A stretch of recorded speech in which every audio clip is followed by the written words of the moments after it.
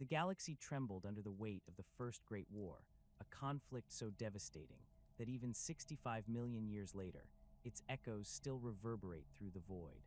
During the War in Heaven, when the ancient Catan and their Necron servants sought to harvest all life from the stars, the Old Ones faced extinction alongside every other living creature in the galaxy. These masters of the warp, beings of such psychic potency that they could reshape reality itself, understood that conventional warfare would not suffice against an enemy that had turned death into a weapon and enslaved entire species to their will. In their desperation, the Old Ones turned to biological warfare on a scale never before attempted. They began crafting living weapons, entire species designed from the ground up to wage war against the star-consuming Catan. Among their greatest creations were the Krork, a warrior race engineered to be the perfect soldiers. These beings stood 12 feet tall, their massive frames encased in sophisticated bio-armor that responded to their thoughts. Their weapons were not crude implements, but living extensions of their will, capable of adapting to any battlefield condition. The Krork possessed an innate understanding of warfare that went beyond instinct, approaching something closer to genetic memory encoded in their very DNA. The Krork were not merely brutish fighters, but sophisticated military organisms. They understood complex tactics, operated advanced technology that seemed to respond to their psychic emanations, and could coordinate massive campaigns across multiple star systems. Their society was rigidly hierarchical, with the largest and most psychically potent individuals naturally rising to command positions. These war bosses could direct millions of their kind with telepathic efficiency, creating armies that moved with a unity of purpose that terrified even the emotionless Necrons. What made the Krork truly dangerous was their method of reproduction and propagation. Rather than relying on traditional biological processes, they released spores when injured or killed. These microscopic organisms could survive in the vacuum of space, extreme temperatures, and radiation levels that would sterilize most worlds. Once they found suitable conditions, the spores would germinate and begin the complex process of creating not just new Krork, but an entire ecosystem designed to support their war efforts.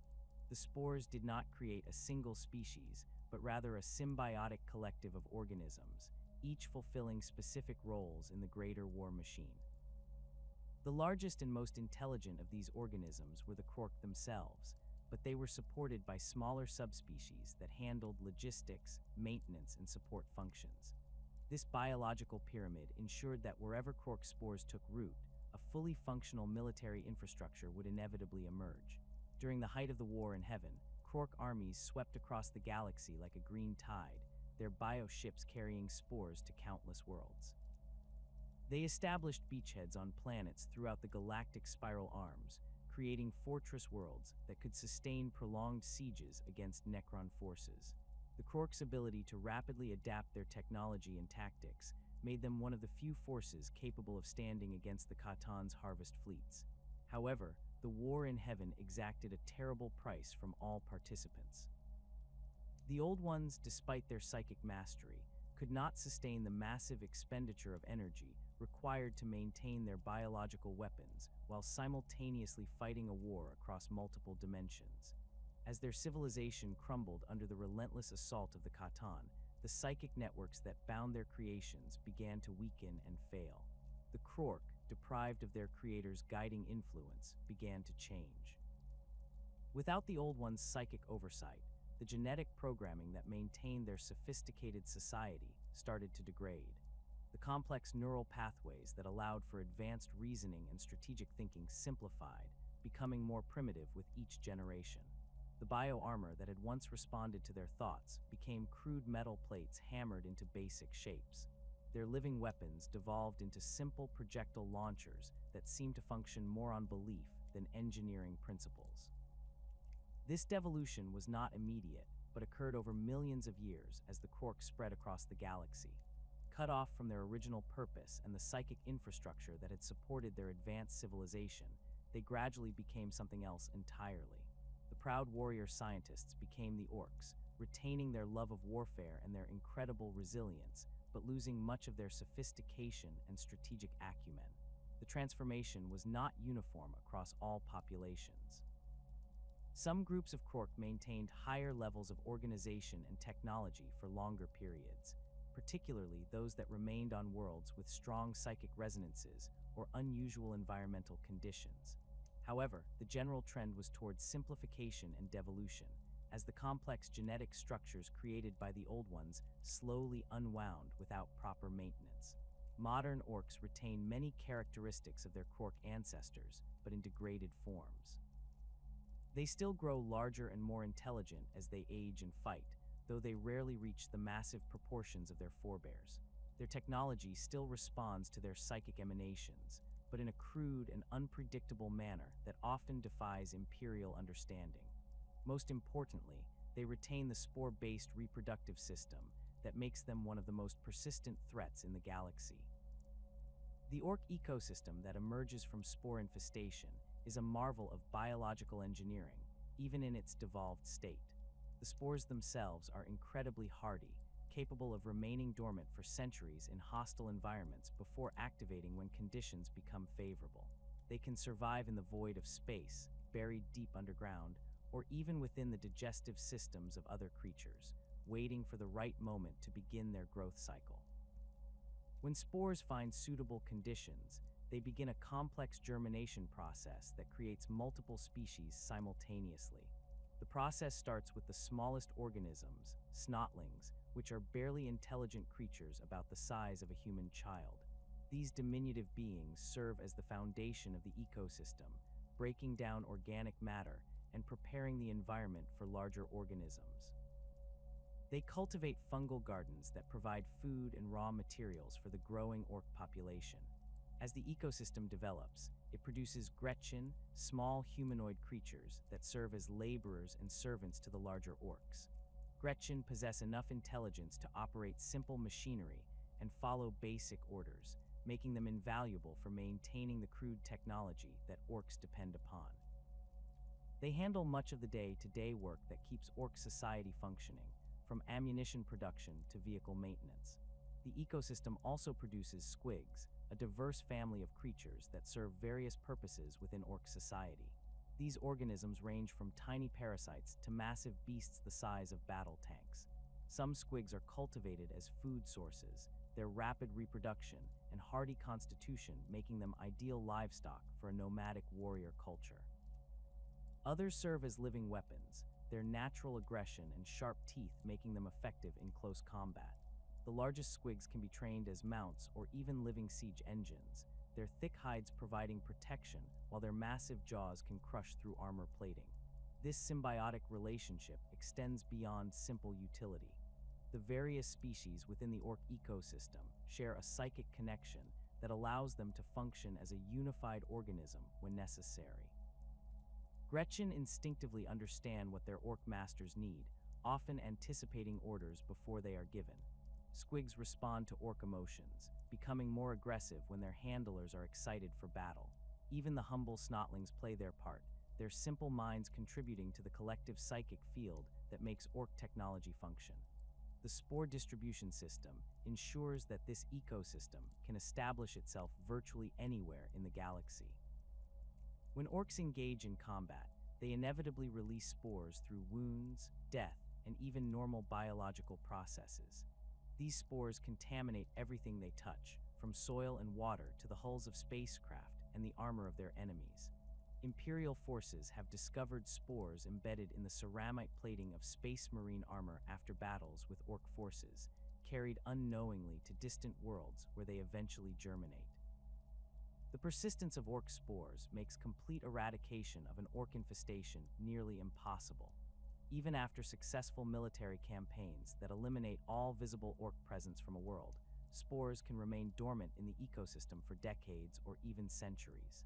Environmental changes, such as increased temperature or the introduction of new organic matter, can trigger mass germination events that see new orc populations emerging seemingly from nowhere. Imperial exterminatus protocols exist partly because of this spore contamination problem. Worlds that have been heavily infested with orc spores sometimes require complete sterilization to prevent future outbreaks. Even then, success is not guaranteed, as spores have been known to survive in deep underground caverns or sealed bunkers, protected from the planet-killing weapons deployed against them. The adaptability of orc spores allows them to thrive in environments that would be hostile to most other forms of life. They have been found growing in the toxic atmospheres of hive world undercities, the radiation-soaked wastelands of former battlefields, and even the vacuum-exposed surfaces of asteroids. This versatility means that virtually any world in the galaxy could potentially support an orc ecosystem, given sufficient time and the right triggering conditions. The degradation from Krork to orc involved more than just physical and technological regression. The most profound change occurred in how these creatures interact with the fundamental forces of reality itself. Where the ancient Krork possessed sophisticated psychic abilities that operated through disciplined mental frameworks established by the old ones, modern orcs generate psychic phenomena through an entirely different mechanism that defies conventional understanding of how the warp functions. The orc psyche operates on a collective level that transcends individual consciousness. Every orc contributes to a gestalt psychic field that grows exponentially stronger as more greenskins gather together. This field does not require trained psychers or complex rituals to manifest its effects. Instead, it responds directly to the collective beliefs and expectations of the orc population, translating their crude understanding of how things should work into actual changes in physical reality. Imperial tech priests have documented countless examples of orc technology that functions despite violating fundamental principles of engineering and physics. Orc vehicles with no visible fuel source continue operating for months during extended campaigns. Weapons with barrels that should burst from internal pressure fire projectiles with devastating accuracy. Most famously, red-painted vehicles consistently demonstrate superior speed compared to identical machines painted in other colors, despite no mechanical modifications to their engines or drive systems. The phenomenon extends far beyond simple mechanical improvements. Orc weapons that appear to be nothing more than scrap metal welded together can punch through ceramite armor that would resist Law's cannon fire. Their crude explosives detonate with force that should require sophisticated chemical compounds, yet analysis reveals they contain little more than industrial solvents and recycled promethium. The projectiles fired from their guns often consist of random debris, yet they impact targets with the force and penetration of properly manufactured ammunition. This psychic reinforcement operates through what Imperial scholars term collective expectation manifestation. When enough orcs believe that something should work in a particular way, the Gestalt field makes it work that way, regardless of physical limitations. The more orcs present, the stronger this effect becomes, creating a feedback loop where larger gatherings of greenskins can achieve increasingly impossible feats through sheer collective belief. The red paint phenomenon represents one of the most studied examples of this psychic reinforcement. Orc mechanics, known as mechboys, universally believe that red vehicles move faster than those painted in other colors. This belief has no basis in mechanical reality, as the paint adds no performance modifications to engines or drive systems. However, Imperial forces have consistently observed that red orc vehicles do indeed move faster than their differently colored counterparts, sometimes achieving speeds that should tear their crude construction apart. Mechboys demonstrate other examples of belief-driven functionality in their work. They install components that serve no apparent mechanical purpose, yet somehow improve their machine's performance. Exhaust pipes shaped like screaming faces make engines run louder and more aggressively. Weapons decorated with jagged teeth patterns inflict more gruesome wounds. Vehicle hulls covered in spikes and horns prove more resistant to enemy fire, despite the decorations adding no actual armor thickness. The Gestalt field also affects orc biology directly. Orcs fighting alongside large numbers of their kind display enhanced strength, resilience, and combat effectiveness compared to isolated individuals. Their wounds heal faster when surrounded by other greenskins who expect them to recover quickly. Their reflexes sharpen when fighting in groups that believe they are superior warriors.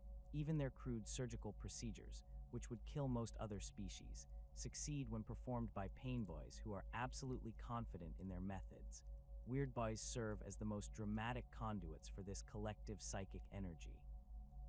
These unfortunate orcs possess natural psychic sensitivity that makes them living lightning rods for Waaagh energy. Unlike human psychers who learn to channel warp energy through disciplined training, weirdboys have no control over the forces flowing through them. They absorb the psychic emanations of nearby orcs whether they want to or not, building up dangerous levels of energy that must be released or risk catastrophic consequences. The life of a weirdboy is one of constant torment and unpredictability. They can sense the emotional state of every orc within several kilometers, feeling their bloodlust, excitement, and aggression as physical sensations. During the build-up to major battles, when thousands of orcs are preparing for combat, weirdboys experience overwhelming psychic pressure that manifests as severe headaches, uncontrolled muscle spasms, and spontaneous electrical discharges from their bodies. Young weirdboys often die from psychic overload before learning to manage their abilities. Their heads literally explode from the pressure of accumulated Waaagh energy, spraying green gore across anyone unfortunate enough to be nearby. Those who survive these early episodes develop crude techniques for releasing excess energy, usually involving spectacular displays of destructive power that can level buildings or incinerate entire enemy squads. Experienced weirdboys learn to recognize the warning signs of impending psychic overload. Their eyes begin glowing with green energy, sparks dance across their skin, and nearby electronic equipment starts malfunctioning from the electromagnetic interference they generate. Smart weirdboys position themselves where they can unleash their accumulated energy against enemy targets rather than risk harming their own forces, though this is not always possible given the unpredictable nature of their powers. The powers manifested by weirdboys reflect the crude nature of orc psychology. They do not produce subtle manipulations of reality or complex psychic phenomena. Instead, they generate raw destructive force that mirrors orc preferences for direct, violent solutions. Lightning bolts arc from their fingertips, frying anything they touch. Telekinetic waves knock down walls and crush vehicles. Some weirdboys can teleport themselves and nearby orcs across battlefields, though these journeys often result in partial materialization inside solid objects or arrival several meters above the intended destination. The relationship between orc numbers and technological effectiveness creates a dangerous escalation pattern that has plagued the galaxy for millennia. Small orc raiding parties pose manageable threats to Imperial forces, as their limited numbers cannot generate sufficient psychic reinforcement to make their crude weapons truly dangerous. However, as these raiders achieve victories and attract more followers, their growing numbers increase the effectiveness of their equipment and tactics. A successful orc warboss who starts with a few dozen followers might find his force growing to hundreds as word of his victories spreads. The increased psychic field generated by these additional orcs makes his weapons more accurate, his vehicles more reliable, and his tactical decisions more inspired. This improved performance leads to greater victories, which attract even more followers, creating a snowball effect that can transform a minor raiding force into a sector-threatening Waaagh within a matter of years. Imperial military doctrine recognizes this escalation pattern and emphasizes the importance of crushing orc forces while they remain small and manageable. Planetary defense forces are instructed to respond immediately to any reports of orc activity, as delays allow the greenskin population to grow beyond local capabilities to contain. However, the galaxy's vast size and the Imperium's countless other threats mean that many orc infestations go unaddressed until they have already reached dangerous proportions. The confidence factor plays an equally important role in orc effectiveness. Orcs who believe they are superior fighters perform significantly better in combat than those who doubt their abilities. This psychological component interacts with the Gestalt psychic field to create measurable improvements in combat performance. Orcs led by successful warbosses who have never lost a major battle fight with enhanced strength and coordination, their absolute faith in their leader's invincibility translating into actual tactical advantages. Conversely, orcs who have suffered significant defeats or who doubt their leader's competence show markedly reduced combat effectiveness. Their weapons jam more frequently, their vehicles break down at critical moments, and their tactical coordination deteriorates. This vulnerability explains why assassination of key Ork leaders can cause entire WAAGH forces to collapse, as the death of a respected warboss can shatter the confidence that holds the psychic field together. The interaction between belief and reality becomes most apparent in large-scale Ork technology projects. Gargants, the massive walking war machines that serve as mobile fortresses for major WAAGH forces, should be impossible to construct given Ork technological limitations. These titans stand hundreds of meters tall, bristling with weapons that could level city blocks, yet they are built using crude welding techniques and salvaged materials that should never support such massive structures. Gargants function because thousands of Orks believe they should function. The collective psychic field generated by entire clans of mechboys and their assistants makes the impossible engineering work through sheer force of expectation. The massive weapons fire despite having no visible ammunition storage. The legs support impossible weights because the Orks building them never doubt that they will work. The crude reactor systems provide power that should require sophisticated fusion technology because the operators are absolutely confident in their ability to make big things go boom. Similar principles apply to Ork spacecraft, which regularly achieve interstellar travel despite appearing to be little more than asteroids with engines welded to them.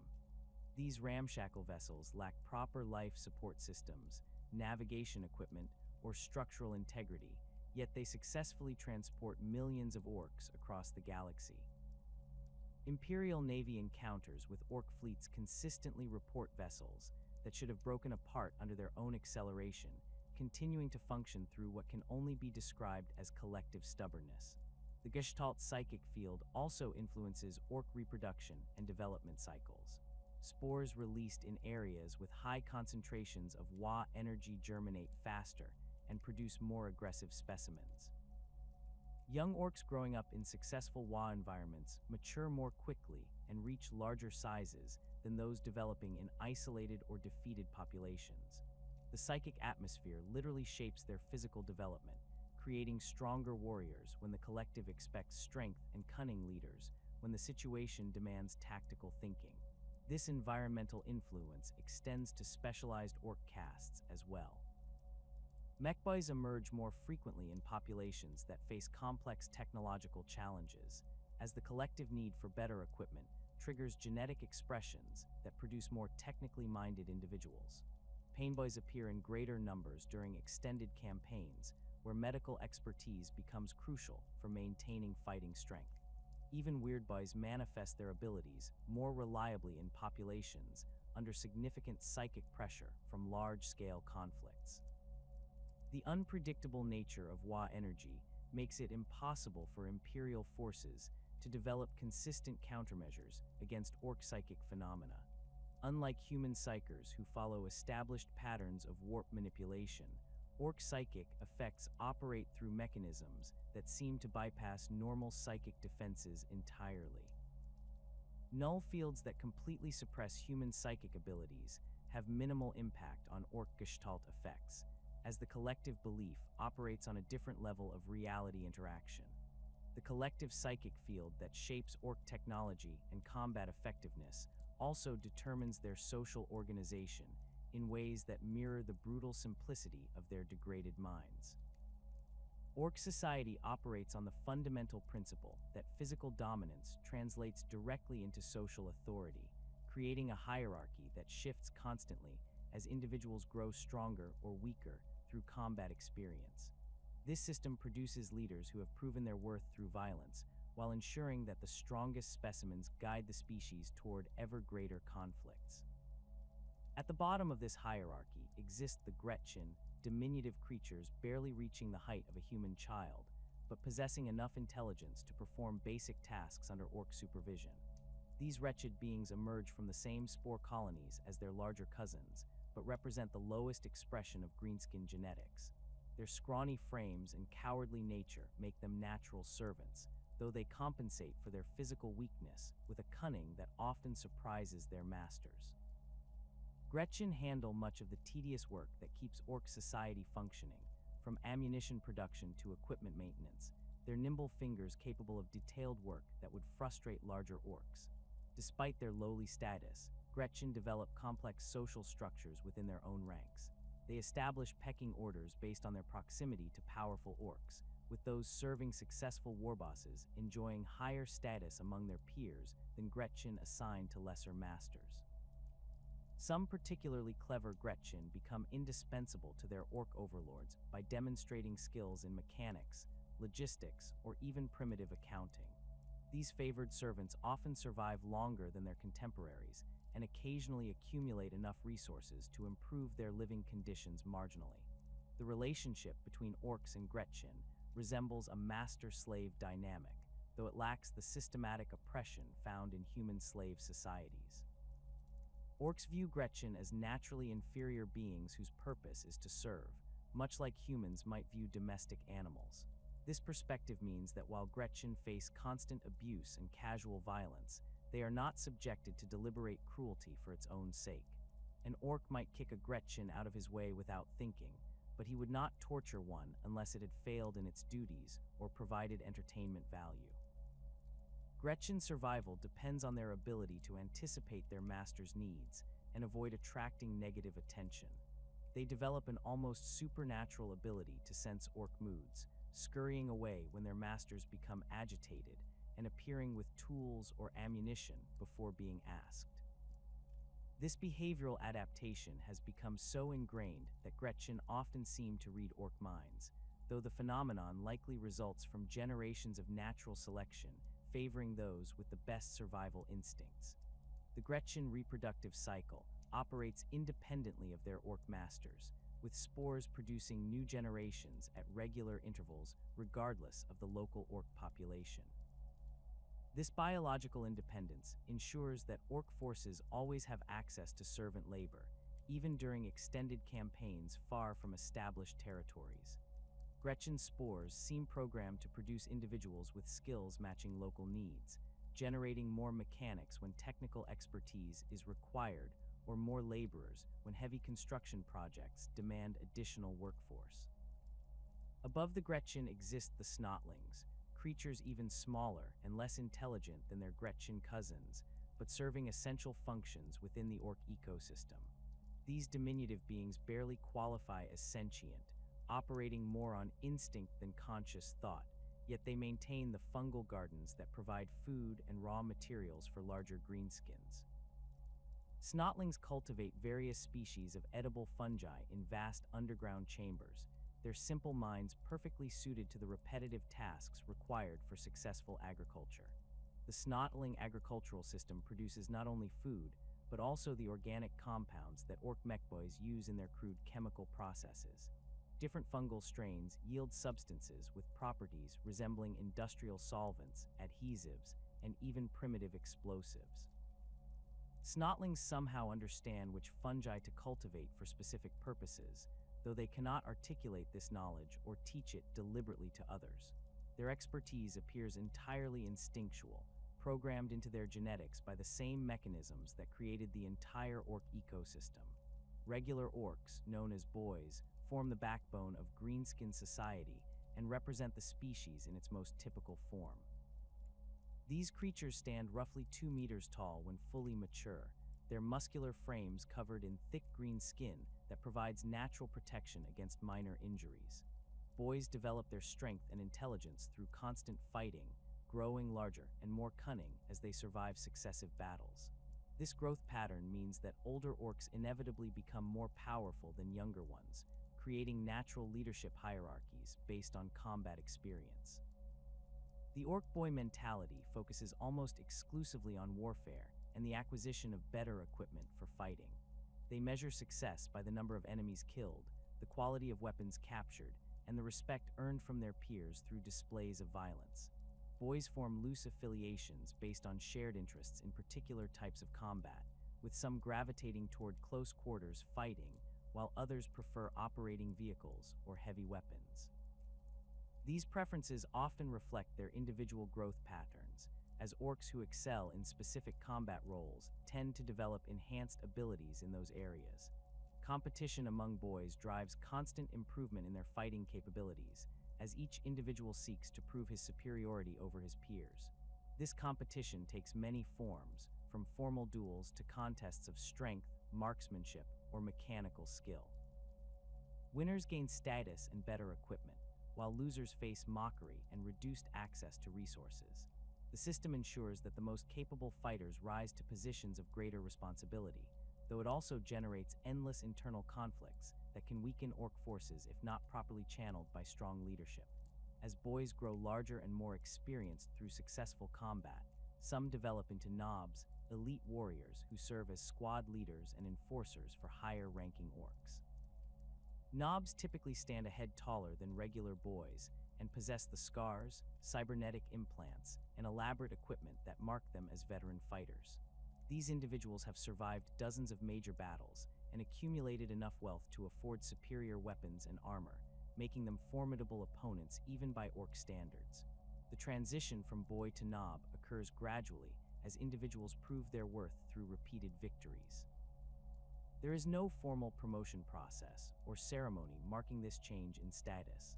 Instead, other Orks simply begin treating particularly successful fighters with greater respect, deferring to their opinions in tactical matters and following their lead during combat. Knobs who fail to maintain their reputations through continued success quickly find themselves demoted back to regular boy status, as Ork society recognizes only current performance rather than past achievements. Knobs often specialize in particular aspects of warfare, becoming experts in close combat, ranged fighting, or vehicle operations. These specializations reflect both their personal preferences and the demands of their local environment, as knobs serving in different types of Ork forces develop skills appropriate to their roles. Those operating with speed freaks become expert drivers and mechanics, while knobs in traditional infantry forces focus on perfecting their skills with choppa and slugga combinations. The authority structure above knobs varies depending on the size and organization of individual Ork forces. In smaller groups, a single big boss might command several dozen boys, with a handful of knobs serving as his lieutenants. These big bosses typically earn their positions by defeating previous leaders in single combat, or by demonstrating superior tactical abilities during major battles. Their authority depends entirely on their ability to lead successful raids and distribute captured loot fairly among their followers. Larger Ork forces require more complex leadership structures, with multiple big bosses serving under warbosses who have proven capable of coordinating major military operations. Warbosses represent the pinnacle of Ork society, massive individuals whose size and intelligence far exceed those of regular boys. These leaders often stand 3 meters tall or more, their bulk enhanced by extensive cybernetic modifications and their natural growth from decades of successful warfare. The process of becoming a warboss requires not only personal combat prowess, but also the charisma and tactical acumen necessary to attract and maintain large followings. Aspiring warbosses must demonstrate their ability to plan successful raids, negotiate with other Ork leaders, and manage the complex logistics required to support major military campaigns. Those who fail in these responsibilities quickly find their followers deserting to join more successful leaders, as Ork loyalty depends entirely on continued victory and generous distribution of captured wealth. Warboss authority extends beyond simple military command to encompass all aspects of Ork society within their territories. They make decisions about resource allocation, settle disputes between subordinates, and determine when and where their forces will fight. However, this authority remains contingent on continued success, as even the most powerful warboss can be challenged by ambitious subordinates who believe they could do better. These challenges usually take the form of single combat, though some clever Orks prefer to undermine their leaders through political maneuvering or by engineering military disasters that discredit their targets. The constant potential for leadership challenges creates a dynamic tension within Ork society that prevents stagnation while ensuring that only the most capable individuals rise to positions of real authority. Warbosses must balance aggression with caution, maintaining their reputations as fierce warriors while avoiding unnecessary risks that could provide opportunities for ambitious subordinates. This balance requires a level of strategic thinking that approaches genuine intelligence, explaining why the largest and oldest orcs often display cognitive abilities that surprise imperial observers.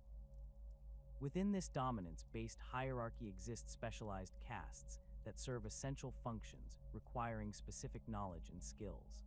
These specialists emerge from the general orc population through genetic predisposition rather than training or education, their abilities manifesting as instinctual understanding of their chosen fields. The most important of these castes are the mech boys, pain boys, and weird boys, though others exist to fill various roles within orc society. Mech boys represent the technological backbone of orc civilization, possessing an intuitive understanding of mechanical principles that allows them to create functional equipment from salvaged materials. These specialists emerge from the general population when their genetic programming activates, usually during adolescence when their mechanical aptitudes become apparent. Young mech boys display an irresistible compulsion to tinker with machinery, taking apart captured equipment to understand its function and rebuilding it according to orc preferences. The mechbo caste operates according to hereditary knowledge encoded in their genetics rather than learned skills passed down through formal education. Each mechbo instinctively understands fundamental principles of engineering, metallurgy, and energy systems without requiring instruction from more experienced practitioners. This knowledge manifests as sudden insights and inspirations that guide their work, allowing them to solve complex technical problems through intuition rather than systematic analysis. Different mechboys specialize in various aspects of technology, depending on their individual genetic programming and the needs of their local communities. Some focus on weapons design, creating increasingly elaborate and destructive firearms that reflect orc preferences for loud, visible destruction. Others concentrate on vehicle construction, building the crude but effective transports that carry orc forces across battlefields and between star systems. The most gifted mechboys work on major projects like gargants or spacecraft, their enhanced abilities allowing them to coordinate the efforts of dozens of assistants in constructing massive war machines. Mechboy workshops serve as centers of technological development within orc society, bustling with activity as teams of specialists work on various projects simultaneously. These facilities typically occupy the most defensible positions within orc settlements, as the valuable equipment and expertise they contain make them prime targets for raids by rival factions. The workshops themselves reflect orc aesthetic preferences, with towering piles of salvaged materials organized according to incomprehensible systems that somehow allow the mechboys to locate specific components when needed. The relationship between mechboys and their customers operates on a barter system based on mutual benefit rather than formal economic structures. Orc warriors provide mechboys with raw materials, captured equipment, and protection in exchange for weapons, vehicles, and equipment modifications. Successful mechboys accumulate substantial wealth in the form of rare materials and exotic technologies, though they typically reinvest these resources into increasingly ambitious projects rather than pursuing personal luxury. Pain boys fulfill the medical functions within orc society, though their methods bear little resemblance to conventional healing practices.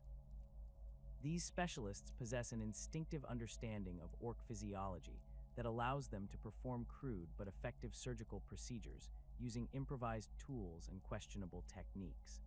Painboy treatments typically involve extensive use of mechanical prosthetics, chemical stimulants, and surgical modifications that enhance combat performance rather than simply healing injuries. The Painboy approach to medicine emphasizes functionality over patient comfort, with treatments designed to get wounded orcs back into combat as quickly as possible rather than ensuring complete recovery. A Painboy might replace a damaged limb with a mechanical substitute that provides enhanced strength, or install stimulant dispensers that allow warriors to ignore pain and fatigue during critical battles. These modifications often prove more effective than the original biological systems, leading many orcs to seek out Painboy services even when not seriously injured.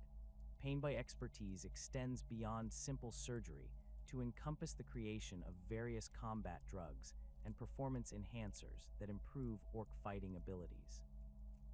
These specialists distill chemical compounds from fungal sources and salvaged materials, producing stimulants that increase aggression, painkillers that allow warriors to continue fighting despite severe injuries, and various toxins used to coat weapons or create crude chemical weapons. The effectiveness of these substances depends partly on painboy skill and partly on the psychic reinforcement provided by orc belief in their efficacy.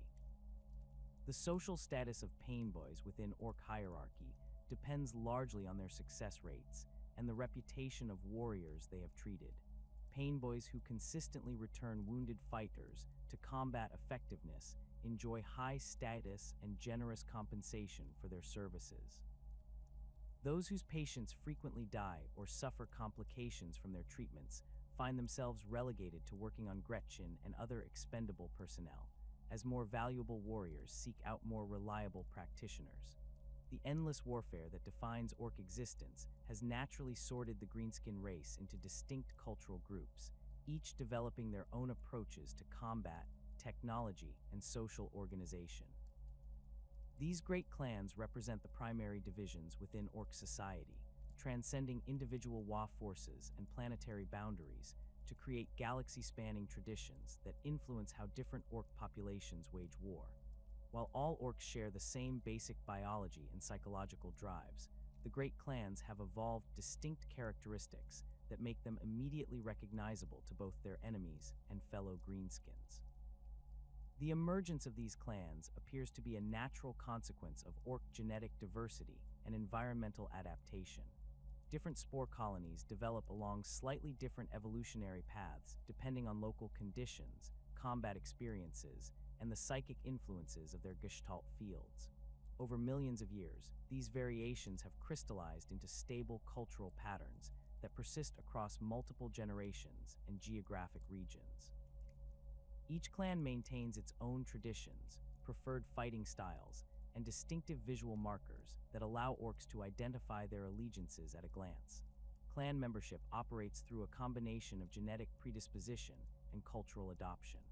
Orcs emerging from spore colonies in territories controlled by specific clans naturally develop characteristics associated with those groups, their genetics responding to the dominant psychic influences in their environment.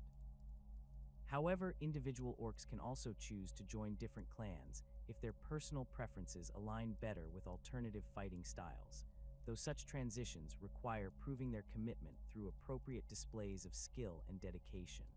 The Goths represent the most numerous and traditionally minded of all orc clans, embodying the species' fundamental love of close quarters combat and direct confrontation. These orcs paint their equipment in stark black colors, decorated with white skull motifs and jagged checkerboard patterns that create a menacing appearance designed to intimidate enemies before battle even begins. Goth warriors pride themselves on their prowess with traditional orc weapons, particularly the iconic choppa and slugga combination that has served greenskin fighters for millennia. Goth society places enormous emphasis on personal combat ability and adherence to what they consider proper orc traditions. These warriors view ranged combat as acceptable but fundamentally inferior to the visceral satisfaction of close quarters, fighting where they can see their enemies' faces as they die. Goth boys train constantly with melee weapons, developing elaborate fighting techniques that combine brutal efficiency with spectacular displays of skill, designed to impress their peers and terrify their opponents. The Goth approach to warfare emphasizes overwhelming assault tactics that bring their forces into direct contact with enemy lines as quickly as possible. They favor straightforward battle plans that rely on superior numbers and individual fighting prowess rather than complex maneuvers or technological advantages. Goth warbosses typically lead from the front, their massive frames encased in heavy armor and wielding enormous power claws or massive choppas that can cleave through vehicle armor as easily as flesh. Goth equipment reflects their preference for traditional designs and proven effectiveness over innovation or exotic technology. Their vehicles tend to be heavily armored transports designed to deliver warriors directly into combat rather than providing fire support from a distance. Goth mechboys focus on creating robust, reliable equipment that can withstand the punishment of extended melee combat, often reinforcing their creations with additional armor plating and close combat weapons. The clan's social structure operates according to strict hierarchies based on combat prowess and adherence to traditional values. Goth knobs earn their positions through demonstrated skill in personal combat and their ability to inspire other warriors through their own example. These leaders often bear extensive scarification and ritual markings that chronicle their combat achievements, creating living records of their martial accomplishments that serve as inspiration for younger fighters. Goth religious practices center around the worship of Krork and Mork in their most martial aspects, with particular emphasis on the brutal cunning that allows warriors to defeat superior opponents through superior fighting skill. Their shamans, known as weirdboys, channel the clan's collective aggression into devastating psychic attacks that complement their physical assault tactics. These psykers often wear elaborate bone armor and skull decorations that reflect the clan's death-obsessed aesthetic while providing focus for their destructive abilities. The Bad Moons represent the wealthiest and most ostentatious of all Ork clans, their yellow-painted equipment and elaborate decorations serving as visible displays of their superior economic status within greenskin society. These orcs possess a genetic quirk that causes their teeth to grow faster than those of other clans, providing them with a constant supply of the currency that drives orc commerce. This biological advantage allows Bad Moons to accumulate vast quantities of equipment, weapons, and luxury items that would be beyond the reach of less fortunate orcs. Bad Moon society revolves around the acquisition and display of wealth, with individual status determined not only by combat prowess, but also by the quality and quantity of possessions. These orcs favor elaborate weapons decorated with gold plating, precious stones, and intricate engravings that serve no functional purpose beyond demonstrating their owner's affluence. Bad Moon vehicles bristle with unnecessary but expensive modifications, from chrome exhausts to gem-encrusted armor plating that makes them easily identifiable on any battlefield. The clan's approach to warfare emphasizes the deployment of superior firepower rather than relying on personal combat skills or numerical advantages. Bad Moons can afford the most advanced weapons available to Orc technology, from massive artillery pieces to exotic energy weapons that other clans can only dream of acquiring. Their forces typically include large numbers of heavy weapons specialists and vehicle crews who rain destruction on enemy positions from relatively safe distances.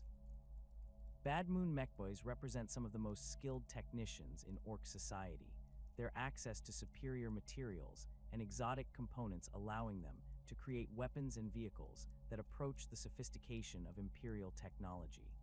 These specialists often incorporate captured human or alien equipment into their designs, creating hybrid systems that combine Orc reliability with advanced capabilities.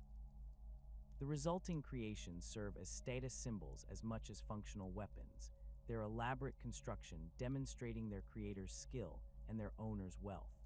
The social dynamics within Bad Moon society create constant competition for economic supremacy, with individual orcs striving to outdo their peers through increasingly extravagant displays of wealth. This competition drives innovation and excellence in weapon design, while ensuring that the clan maintains access to the best equipment available. However, it also creates internal tensions, as less successful members become resentful of their more prosperous peers, occasionally leading to violent conflicts that can weaken the clan's overall effectiveness. Bad Moon religious practices focus on the aspects of Krork and Mork associated with cunning and acquisition, with particular emphasis on the intelligence required to accumulate and maintain wealth. Their weirdboys often wear elaborate golden armor and carry ornate staves decorated with precious metals and gems, their psychic abilities enhanced by the superior focus crystals and amplification, devices that only the wealthiest orcs can afford. The evil sunts embody the orc obsession with speed and mobility, their red-painted vehicles and equipment reflecting their belief that faster is always better regardless of other considerations. These orcs have elevated the simple observation that red things go faster into a comprehensive philosophy that influences every aspect of their culture and warfare. Evil Sun's forces consist primarily of fast-moving vehicles and mounted warriors who strike quickly and withdraw before enemies can respond effectively. Evil Sun's society places enormous value on speed, both in terms of vehicle performance and personal reflexes. These orcs constantly compete to see who can drive faster, shoot quicker, or react more rapidly to changing battlefield conditions. Their vehicles undergo extensive modifications designed to increase their top speeds, often at the expense of armor protection or structural integrity.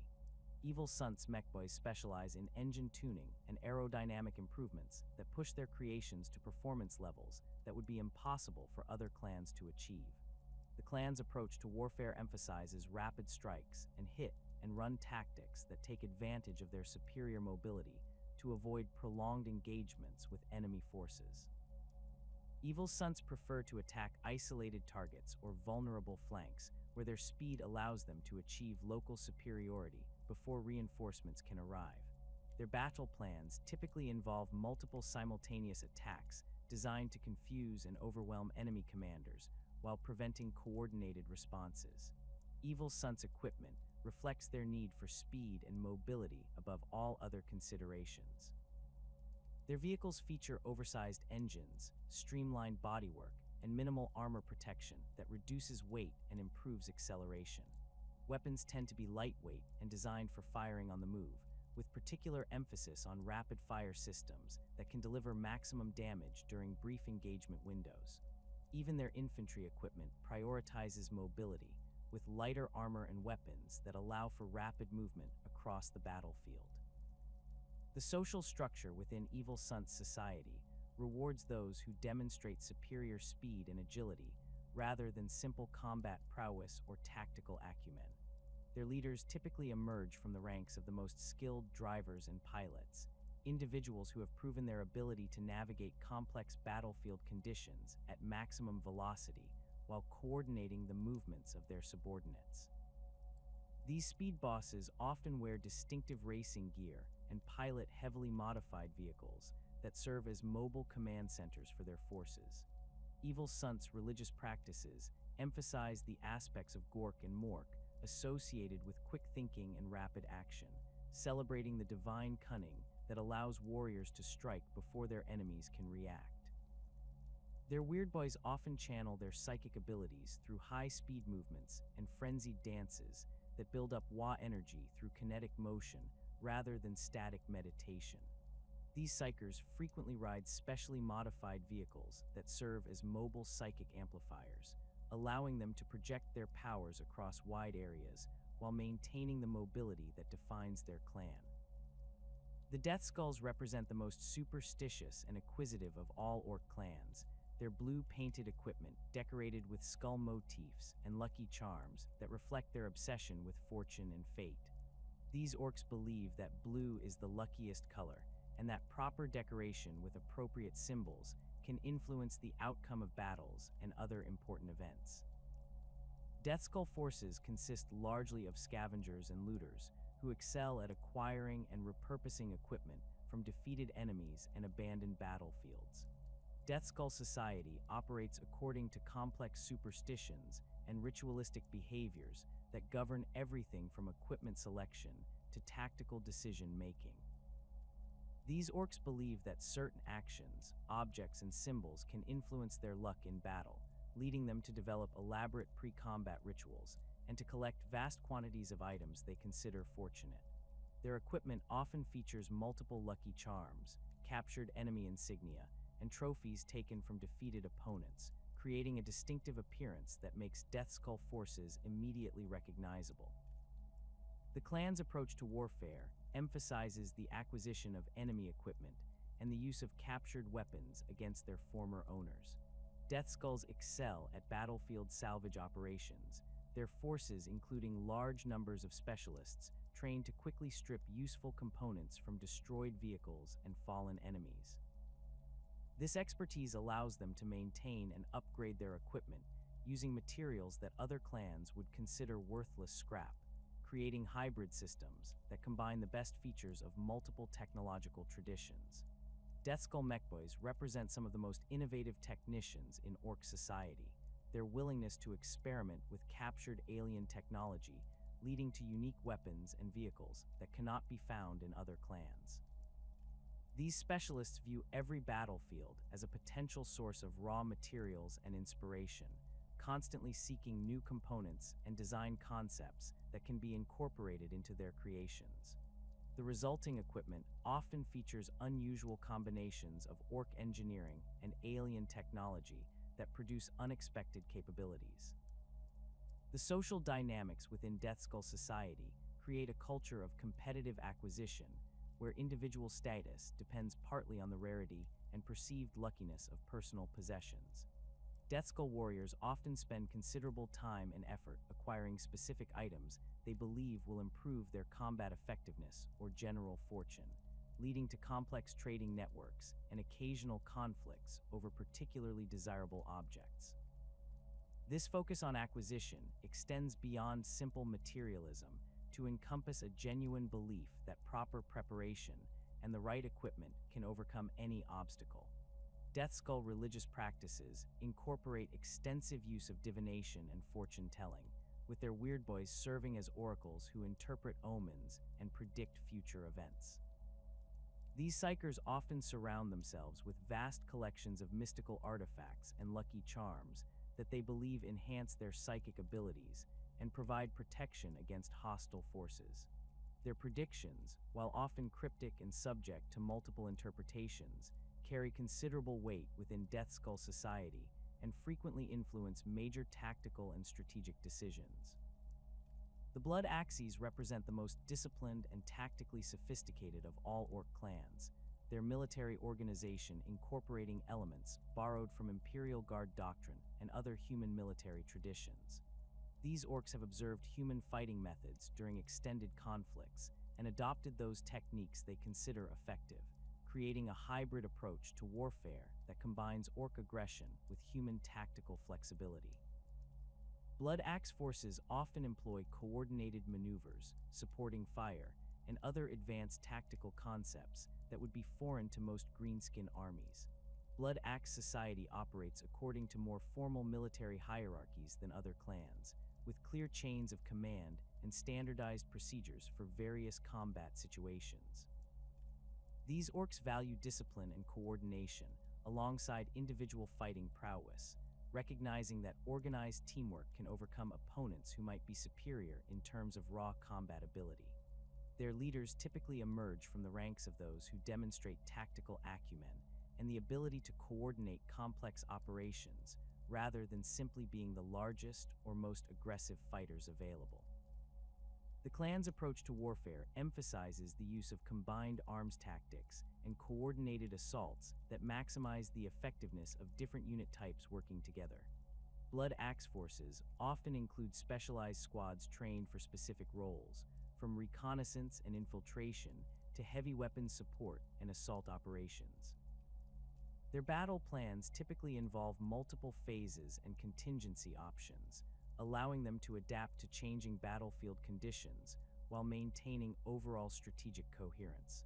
WAAAGH equipment reflects their adoption of human military concepts, with standardized weapons and vehicles that can be easily maintained and operated by different crews. Their mechboys often study captured Imperial equipment to understand the principles behind human engineering, incorporating these insights into their own designs to create weapons and vehicles that combine Ork durability with human precision. The resulting equipment often appears more refined and organized than typical Ork technology, though it retains the distinctive greenskin aesthetic and reliability. The social structure within WAAAGH society creates opportunities for advancement based on demonstrated competence and leadership ability rather than simple physical dominance. Their promotion system recognizes various forms of excellence, from tactical innovation to logistical expertise, allowing individuals with different strengths to contribute to the clan's overall effectiveness. This meritocratic approach attracts orcs from other clans who value organization and efficiency over traditional greenskin chaos.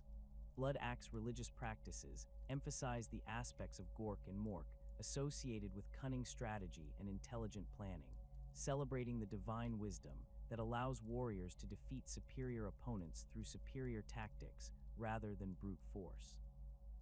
Their Weirdboys often serve as tactical advisors as well as psychic specialists, their abilities enhanced by their understanding of battlefield dynamics and enemy psychology. These psychers frequently coordinate their powers with conventional military operations, providing psychic support that complements rather than replaces traditional weapons and tactics. The Snakebites represent the most primitive and traditional of all orc clans, their rejection of advanced technology in favor of ancient fighting methods and natural creatures, setting them apart from their more technologically inclined cousins. These orcs believe that the old ways are the best ways, maintaining cultural traditions and combat techniques that date back to the earliest periods of orc civilization. Snakebite forces consist largely of infantry warriors supported by various species of squigs and other creatures that serve as living weapons and transportation. Snakebite society operates according to ancient tribal customs and shamanistic traditions that emphasize harmony with the natural orc ecosystem and respect for the wisdom of their ancestors. These orcs view excessive reliance on technology as a weakness that separates warriors from their natural fighting instincts and the primal forces that give orcs their strength. Their settlements often resemble primitive tribal camps rather than the industrial complexes favored by other clans, with simple structures built from natural materials and decorated with traditional symbols and totems. The clan's approach to warfare emphasizes the use of natural weapons and creatures rather than manufactured equipment, with warriors relying on their personal combat skills and the assistance of trained squigs to overcome their enemies. Snakebite forces often include large numbers of cavalry mounted on various species of riding squigs, as well as infantry supported by attack squigs bred specifically for combat roles. Their tactics tend to focus on close-quarters fighting and the use of terrain advantages rather than technological superiority. Snakebite equipment consists primarily of simple weapons and armor crafted from natural materials using traditional techniques passed down through generations of tribal craftsmen. Their weapons often incorporate squig teeth, claws, and other biological components that provide superior cutting power and durability compared to manufactured alternatives. Armor typically consists of cured squig hide reinforced with bone plates and metal studs, providing excellent protection while maintaining the flexibility required for their preferred fighting styles. The social structure within Snakebite society follows ancient tribal patterns based on age, wisdom, and spiritual authority rather than simple physical dominance. Their leaders often emerge from the ranks of experienced hunters and beast masters who have demonstrated their ability to work with the natural creatures that form the backbone of Snakebite military power.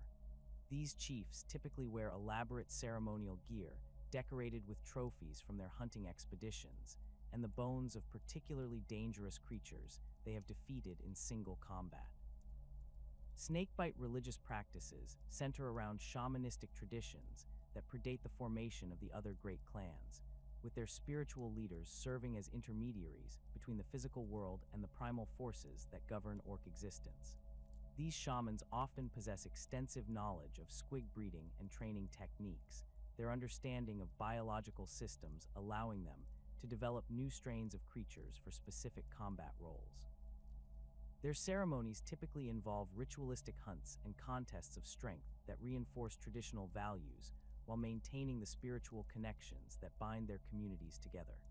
The technological foundation of orc civilization rests upon principles that defy conventional understanding of engineering and physics, operating through a combination of genetic memory, psychic reinforcement, and what can only be described as applied stubbornness. Orc technology emerges from the collision between their degraded Krork heritage and the harsh realities of their current existence, creating a unique approach to problem solving that produces functional equipment from materials that should never work together. This ramshackle engineering philosophy has sustained greenskin civilization for millions of years, allowing them to compete with technologically superior species through sheer determination and an intuitive understanding of how things should function. The Mechbo caste represents the living embodiment of this technological tradition, their genetic programming containing fragments of the advanced engineering knowledge that once allowed the Krork to construct sophisticated war machines capable of challenging the Necrons during the war in heaven. Modern Mechboys cannot access this knowledge directly through conscious thought, instead experiencing it as sudden inspirations and intuitive leaps that guide their work. These genetic memories manifest as an irresistible compulsion to build, modify, and improve mechanical devices, driving Mechboys to spend countless hours tinkering with equipment that other species would consider irreparably damaged. Mechboy workshops serve as the beating heart of Ork technological development, chaotic spaces where the boundaries between genius and madness blur beyond recognition. These facilities typically occupy the most defensible positions within Ork settlements, their importance to the community's survival, ensuring they receive protection from both internal disputes and external threats.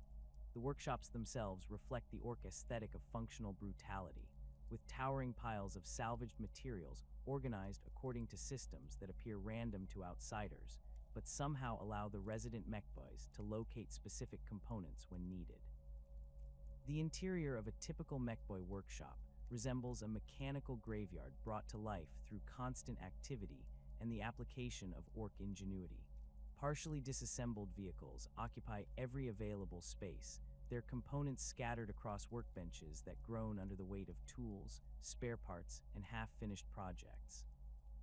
Overhead gantries support massive lifting devices cobbled together from hydraulic systems salvaged from Imperial construction equipment, their crude but effective design allowing Mechboys to manipulate components that would otherwise require specialized facilities to handle. The tools used by Mechboys reflect their practical approach to engineering, consisting primarily of hammers, wrenches, and cutting implements that can be applied to virtually any mechanical problem through sufficient force and determination. These implements often show signs of extensive modification, with standard tools enhanced through the addition of power sources, cutting edges, or impact amplifiers that increase their effectiveness beyond their original specifications. A Mechboy's personal toolkit represents years of accumulated experience and modification, each tool customized to suit its owner's particular working style and the types of projects he typically undertakes. The materials that fuel Ork technological development come from every conceivable source, with Mechboys displaying an almost supernatural ability to identify useful components within what appears to be worthless scrap. Battlefield salvage operations provide the bulk of raw materials, as destroyed vehicles and equipment yield metal plating, electronic components, and mechanical systems that can be repurposed for new applications. Imperial Guard Chimera hulls become the basis for Ork trucks, their armor plating reinforced with additional steel plates, and their engines modified to produce the distinctive roar that Orks consider essential for proper vehicle operation. The scavenging process extends beyond simple material acquisition to encompass a form of technological archaeology, with experienced Mechboys capable of identifying the potential applications of components that bear no obvious relationship to their intended purposes. A damaged cogitator from an Imperial facility might be stripped for its rare metal components, while its memory cores are repurposed as targeting systems for Ork artillery pieces. The plasma containment vessels from destroyed Space Marine weapons provide the foundation for Ork energy weapons, their sophisticated construction allowing Mechboys to create crude but effective copies of advanced Imperial technology. The construction techniques employed by Mechboys prioritize functionality and durability over aesthetic considerations or manufacturing precision, resulting in equipment that appears crude but proves remarkably effective in combat situations. Welding operations use whatever materials are available, creating joints that combine different metal alloys in ways that should produce structural weaknesses, but somehow result in connections stronger than the original components. Electrical systems route power through paths that ignore conventional circuit design, yet somehow deliver the required energy to their destinations without the catastrophic failures that Imperial tech priests predict. The principle of if it's not broken, hit it with a bigger hammer governs Ork approaches to both construction and maintenance, reflecting their fundamental belief that mechanical problems can be solved through the application of sufficient force. This philosophy extends beyond simple repair work to encompass design decisions, with mechboys routinely over-engineering their creations to withstand levels of abuse that would destroy equipment built according to more conventional specifications. Ork vehicles feature reinforced chassis members, redundant power systems, and impact-resistant components that allow them to continue functioning despite damage that would immobilize Imperial equivalents. The hammer itself holds special significance within mechboy culture, serving as both a practical tool and a symbol of their engineering philosophy. Mechboy hammers range from simple hand tools to massive power-assisted devices capable of reshaping vehicle armor plating with single blows. The largest hammers require mechanical assistance to operate, their weight and size making them impractical for conventional use, but perfectly suited to the heavy-duty applications that characterize Ork construction projects. These implements often feature decorative elements that reflect their owners' personalities and achievements, with successful mechboys carrying hammers adorned with kill markings, clan symbols, and trophies from particularly challenging projects. The testing phase of Ork technological development operates according to principles that would horrify Imperial safety inspectors, with new equipment subjected to increasingly extreme conditions until either it proves its worth or fails catastrophically. Mechboys consider explosive failures to be valuable learning experiences rather than dangerous setbacks, their approach to testing emphasizing the identification of breaking points rather than the prevention of accidents. Prototype weapons are tested by firing them at maximum power until they either destroy their targets or explode, while new vehicles undergo stress testing that involves driving them at maximum speed over the most challenging terrain available. The relationship between mechboys and the broader Ork community operates through a complex system of mutual dependency and professional respect that transcends the usual dominance hierarchies found in greenskin society. While mechboys must still prove their worth through displays of competence and occasional physical confrontations, their specialized knowledge grants them a degree of protection from the casual violence that characterizes most Ork interactions. Warriors who might readily challenge each other over minor disputes will defer to mechboy expertise when dealing with technical problems, recognizing that their survival depends on maintaining access to functional equipment. The famous inventions that have emerged from mechboy workshops over the millennia represent the pinnacle of Ork engineering achievement, combining traditional design concepts with innovative solutions to create weapons and vehicles that have become synonymous with greenskin warfare. The Choppa stands as perhaps the most iconic example of Ork engineering philosophy, its simple design concealing sophisticated metallurgical techniques that produce blades capable of cutting through ceramite armor. The basic Choppa consists of a heavy metal blade attached to a reinforced handle, its weight and balance optimized for the powerful overhead strikes that characterize Ork close combat techniques. The construction of a proper Choppa requires more skill than its crude appearance suggests, with mechboys employing techniques that combine traditional blacksmithing with advanced metallurgy to create blades that maintain their edge despite repeated impacts against hard targets. The metal itself often consists of layered alloys that provide different properties at various points along the blade, with harder materials at the cutting edge backed by more flexible metals that absorb impact shock. The resulting weapons possess a durability that surprises Imperial observers, maintaining their effectiveness through extended combat operations that would dull or break conventional blades. Choppa design varies considerably between different mechboys and regional preferences, with some favoring massive two-handed weapons that can cleave through multiple opponents with single strikes, while others prefer lighter, more maneuverable designs that allow for rapid combinations of attacks. The most elaborate Choppas incorporate power fields or molecular disruptor technology salvaged from Imperial weapons, their enhanced cutting ability making them capable of slicing through vehicle armor as easily as flesh. These power choppas represent the pinnacle of orc melee weapon technology, their construction requiring rare materials and advanced techniques that only the most skilled mechboys can master. The shooter represents orc attempts to create reliable ranged weapons using salvaged materials and intuitive engineering principles, resulting in firearms that appear crude but deliver devastating firepower in combat situations. The basic shooter design consists of a simple barrel attached to a firing mechanism that launches projectiles through the application of explosive force, its operation depending more on robust construction than precision engineering. The ammunition used by shooters typically consists of whatever materials are readily available, from properly manufactured bullets to random pieces of scrap metal that achieve lethal velocity through sheer kinetic energy. Shooter construction techniques prioritize reliability and ease of maintenance over accuracy or sophisticated features, with mechboys designing weapons that can function despite exposure to extreme conditions and minimal maintenance.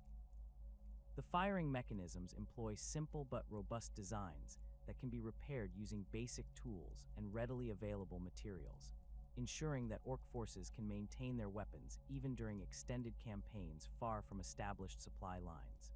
The barrels themselves often show signs of extensive modification, with mechboys adding compensators, flash suppressors, and other devices that improve performance while contributing to the distinctive appearance that makes orc weapons immediately recognizable. The variety of shooter designs reflects the diverse needs and preferences of different orc units, with some variants optimized for specific combat roles or environmental conditions. Big shooters represent scaled-up versions of the basic design, their larger caliber and increased rate of fire making them effective against both infantry and light vehicles. These weapons require dedicated crews to operate effectively, their weight and ammunition consumption making them impractical for individual warriors, but devastating when employed as squad support weapons. Trucks serve as the backbone of orc ground transportation, their rugged construction and simple design making them ideal for the harsh conditions and rough handling that characterize greenskin military operations. The basic truck design consists of a reinforced chassis mounting an oversized engine, minimal armor protection, and an open cargo area capable of transporting a squad of orc warriors along with their equipment. The construction techniques used in truck assembly emphasize durability and ease of repair over comfort or fuel efficiency, with mechboys designing vehicles that can continue operating despite damage that would immobilize more sophisticated transports. Truck engines represent masterpieces of orc engineering, their crude but effective design producing enormous amounts of power while running on virtually any combustible fuel. These power plants typically consist of multiple cylinders arranged in configurations that ignore conventional engine design principles, their operation generating the distinctive roar that orcs consider essential for proper vehicle performance.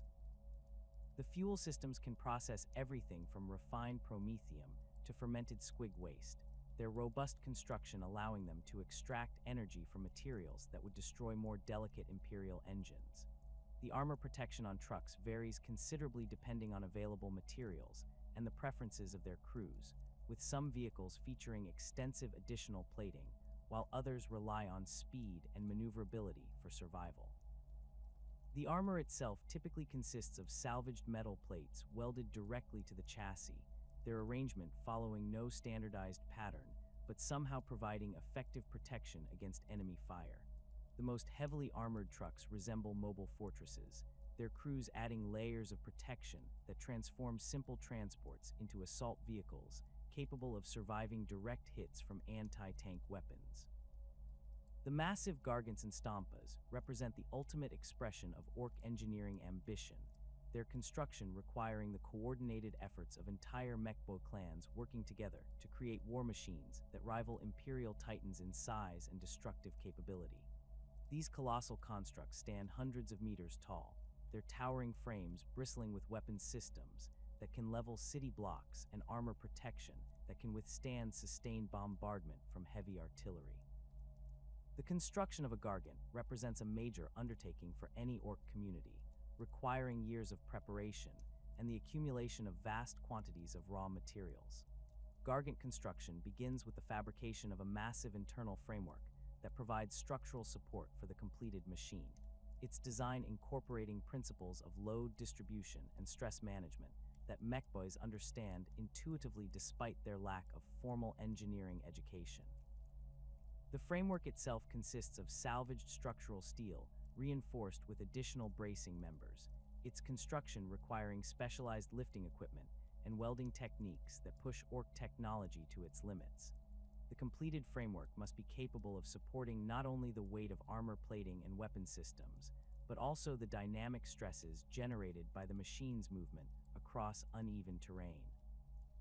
The power systems that drive Gargants represent some of the most sophisticated technology in the Ork arsenal, their design incorporating multiple redundant generators that provide the enormous amounts of energy required to operate the machine's weapons and motive systems.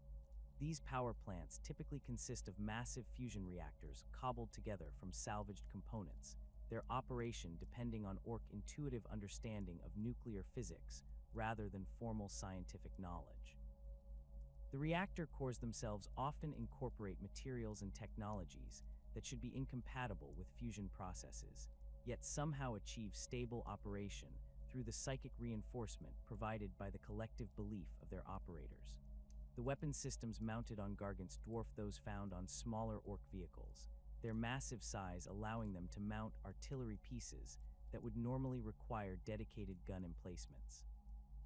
The primary armament typically consists of enormous cannons capable of firing projectiles the size of small vehicles, their destructive power sufficient to demolish fortified positions with single shots.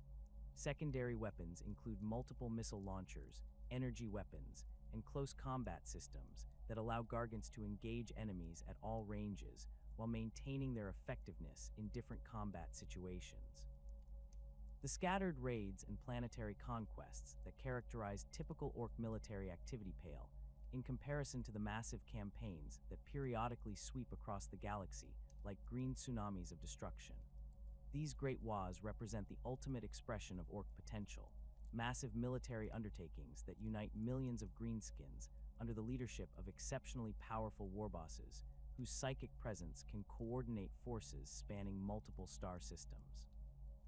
The scale and devastation of these campaigns have shaped imperial history, forcing humanity to develop new military doctrines and defensive strategies while demonstrating the terrifying potential that lies dormant within the Ork species. The earliest recorded Great Waaaagh to threaten human civilization emerged during the Great Crusade, when the Emperor's forces first encountered the massive war machine assembled by the warboss known as WAAAGH. This colossal greenskin had spent decades conquering and unifying Ork tribes across the WAAAGH system, transforming what had been a collection of minor raiding forces into a military juggernaut that controlled multiple worlds and commanded resources that dwarfed those of most human civilizations. WAAAGH himself stood nearly 4 meters tall, his massive frame encased in elaborate power armor decorated with the skulls of defeated enemies and the twisted wreckage of destroyed Imperial vehicles. The WAAAGH system had become a fortress of Ork engineering prowess under WAAAGH's leadership, with the primary world transformed into a massive military-industrial complex capable of producing war machines on a scale that impressed even Imperial observers. Orbital shipyards constructed from asteroids and salvaged materials churned out crude but effective spacecraft, while surface factories staffed by millions of Gretchen workers produced weapons and equipment for the ever-growing Waaaagh forces. The system's defensive installations included massive gun platforms built into asteroid bases, their weapons capable of engaging Imperial Navy vessels at ranges that pushed Ork gunnery technology to its limits.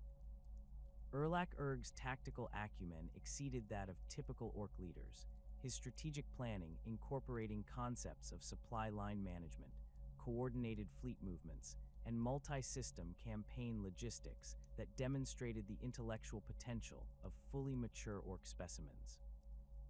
His forces employed combined arms tactics that coordinated ground assaults with orbital bombardments, while his naval commanders demonstrated sophisticated understanding of fleet engagement principles that allowed them to achieve tactical victories against Imperial Navy squadrons despite their technological disadvantages. The WAAAGH forces under his command numbered in the tens of millions, their organization and discipline approaching levels that would have been familiar to the ancient Krork. The threat posed by WAAAGH was so severe that the Emperor himself took personal command of the campaign to destroy it, deploying multiple Space Marine legions, along with massive Imperial Army formations, in what became known as the Ulanor Crusade. The scale of forces committed to this operation demonstrated the seriousness with which Imperial leadership viewed the Ork threat, with estimates suggesting that over 100,000 Space Marines participated in the final assault, along with millions of Imperial Army soldiers and thousands of war machines. The Luna Wolves, Imperial Fists, and White Scars legions spearheaded the assault, their combined expertise in siege warfare, void combat, and rapid strike operations proving essential to overcoming the sophisticated defenses that WAAAGH had constructed. The final battle on Ulanor itself became the stuff of legend, with Horus Lupercal leading the assault against WAAAGH's fortress palace, while Imperial forces engaged millions of Orks across the planet's surface. The combat raged for weeks as Imperial forces fought their way through defensive positions that had been years in the making, their advance measured in meters rather than kilometers as they faced determined resistance from Ork forces fighting on their home ground. The climactic confrontation between Horus and WAAAGH took place atop the warboss's massive fortress, their single combat witnessed by thousands of warriors from both sides as the fate of the campaign hung in the balance. WAAAGH's death at the hands of the Warmaster caused the immediate collapse of his WAAAGH forces, demonstrating the critical importance of leadership in maintaining Ork military cohesion. Without their unifying leader, the various Ork clans and tribes that had been united under his banner immediately began fighting among themselves for control of his territory and resources. This fragmentation allowed Imperial forces to systematically eliminate the remaining Ork strongholds, though the process required several more years of continuous military operations to ensure that no successor could emerge to rebuild the WAAAGH threat. The victory at Ulanor provided valuable lessons about Ork military capabilities and the importance of preventing their forces from achieving critical mass. Imperial military doctrine was modified to emphasize rapid response to Ork incursions, with standing orders requiring immediate deployment of overwhelming force against any greenskin concentration that showed signs of organized leadership or technological sophistication. The campaign also demonstrated the effectiveness of decapitation strikes against Ork command structures, leading to the development of specialized assassination protocols designed to eliminate key Ork leaders before they could unite significant forces. The most infamous Great Waaagh in recent Imperial history began in the 41st millennium when a relatively unknown Ork warboss named Gazkul Mag Uruk Thraka launched his first assault against the hive world of Armageddon. This initial campaign, while ultimately unsuccessful, established Gazkul as the most dangerous Ork leader of the modern era and demonstrated his exceptional ability to learn from defeat and adapt his strategies accordingly. The warboss himself possessed physical and intellectual capabilities that exceeded those of typical Ork leaders, his massive frame enhanced by extensive cybernetic modifications that replaced portions of his skull damaged in earlier conflicts. Gazkul's rise to prominence began on the feral world of Urk, where his exceptional size and aggressive nature quickly established him as a dominant figure among the local Ork population. His early campaigns focused on uniting the scattered tribes that inhabited the planet's harsh surface, using a combination of personal combat prowess and tactical cunning that demonstrated his potential for larger-scale leadership. The cybernetic modifications that gave him his distinctive appearance were installed by the Mad Doc Grotznik following a near-fatal head injury, the crude surgery somehow enhancing his already formidable intellectual capabilities rather than diminishing them. The First War for Armageddon began when Gazkul's forces launched a massive assault against the planet's primary hive cities, their coordinated attacks demonstrating a level of strategic planning that caught Imperial defenders off guard. The initial Ork landings achieved complete tactical surprise, with multiple space hulks emerging from the warp simultaneously to deliver invasion forces directly to the planet's surface. The greenskin forces that poured from these massive vessels included not only traditional Ork infantry and vehicles, but also sophisticated siege engines and heavy weapons that demonstrated significant technological advancement compared to typical Ork equipment. The Imperial response to the invasion was hampered by political considerations and bureaucratic delays that allowed Ghazghkull's forces to establish secure beachheads and begin their assault on the Hive cities. The planetary defense forces, while numerous and well-equipped by Imperial Guard standards, lacked the experience and firepower necessary to contain an invasion of this magnitude. The Space Marines of the Salamanders chapter, led by their captain Pelaz Mirzan, provided the backbone of Imperial resistance, their expertise in urban warfare and siege operations proving crucial in preventing the complete collapse of the defensive perimeter. The siege of Hive Acheron became the focal point of the First War, with Ghazghkull personally leading the assault against the massive arcology that housed millions of Imperial citizens. The Ork forces employed sophisticated siege tactics that combined traditional assault methods with innovative technological solutions, including massive drilling machines that burrowed through the Hive's foundation and aerial assault platforms that attacked the upper levels simultaneously. The defenders found themselves fighting a three-dimensional battle as Ork forces attacked from above, below, and through conventional approaches, their coordination suggesting a level of tactical sophistication that exceeded previous Ork campaigns. The intervention of the Space Wolves chapter under Logan Grimnar ultimately turned the tide of the First War, their arrival providing the additional firepower and tactical expertise necessary to break the Ork siege lines. The Space Wolves' preference for close-quarters combat proved particularly effective against Ork forces, their assault tactics allowing them to engage the Greenskins on terms that neutralized many of their numerical advantages. The final battle saw Grimnar himself leading a desperate assault against Ghazghkull's command center, though the Ork warboss managed to escape before the position was overrun. The aftermath of the First War for Armageddon revealed the true scope of Ghazghkull's strategic vision, as captured intelligence indicated that the assault had been intended as a probing attack rather than a full-scale invasion. The Ork forces had systematically gathered information about Imperial defensive capabilities, military response times, and logistical limitations, data that would prove invaluable in planning future operations. The withdrawal of Ghazghkull's forces was conducted in good order, with the majority of his military assets successfully evacuated to continue the campaign elsewhere. The Second War for Armageddon began several decades later, when Ghazghkull returned with forces that dwarfed his previous invasion, demonstrating his ability to learn from previous defeats and adapt his strategies accordingly. The Ork fleet that emerged from the warp included hundreds of vessels ranging from massive space hulks to purpose-built warships that incorporated lessons learned from the first campaign. The invasion force itself numbered in the millions, with Ghazghkull having spent the intervening years conquering and unifying Ork tribes across multiple star systems to create a military machine of unprecedented size and sophistication. The second invasion employed entirely different tactics, with Ghazghkull's forces launching simultaneous attacks against multiple targets to prevent Imperial forces from concentrating their defenses.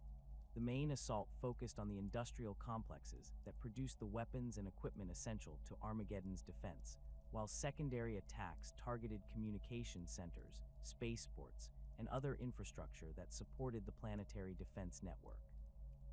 The coordination required to execute such a complex operation demonstrated tactical abilities that approached those of the most skilled Imperial commanders. The Imperial response to the second invasion was swift and overwhelming, with multiple Space Marine chapters deploying to Armageddon along with massive Imperial Guard reinforcements drawn from across the sector. The Blood Angels, Ultramarines, and Salamanders chapters formed the core of the Space Marine response, their combined expertise providing the tactical flexibility necessary to counter Ghazghkull's multi-pronged assault strategy. The Imperial Guard forces included veteran regiments from Cadia, Catachan, and Valhalla, their diverse specializations allowing Imperial commanders to deploy appropriate forces against different types of Ork threats. The Second War raged for years across Armageddon's surface, with neither side able to achieve decisive victory despite massive casualties on both sides.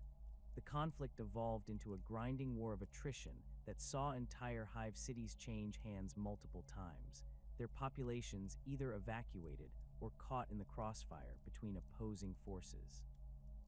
The industrial capacity of both sides was stretched to its limits, as the war consumed enormous quantities of equipment and ammunition, forcing both Imperial and Ork forces to adapt their tactics to account for supply shortages and equipment failures.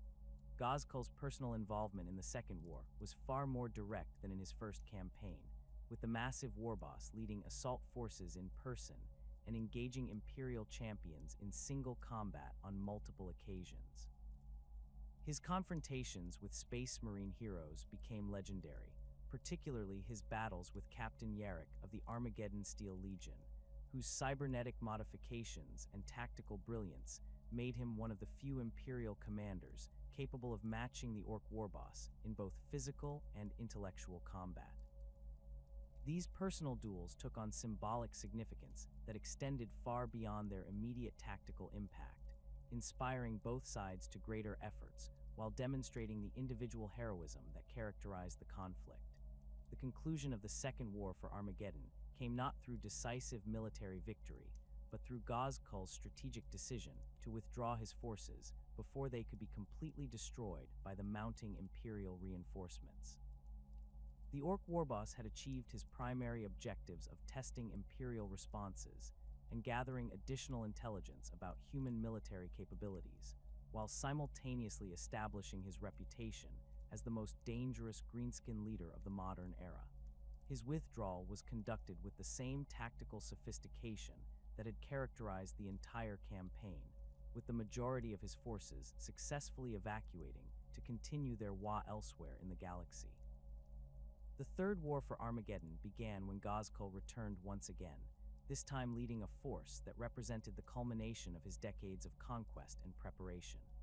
The invasion fleet included not only Ork vessels, but also captured Imperial ships that had been modified according to greenskin preferences, their hybrid design combining human engineering with Ork innovations to create warships that exceeded the capabilities of either parent technology. The ground forces that landed on Armageddon included veteran warriors from dozens of previous campaigns, their experience and equipment making them far more dangerous than typical Ork raiders. The scale of the Third Invasion dwarfed even the Second War, with Ghazghkull's forces numbering in the tens of millions and supported by war machines that rivaled Imperial Titans in size and destructive capability. The Ork assault strategy incorporated lessons learned from both previous campaigns, with simultaneous attacks launched against military, industrial, and civilian targets to maximize the disruption of Imperial defensive efforts. The coordination required to execute such a massive operation demonstrated command and control capabilities that approached those of the most sophisticated human military organizations.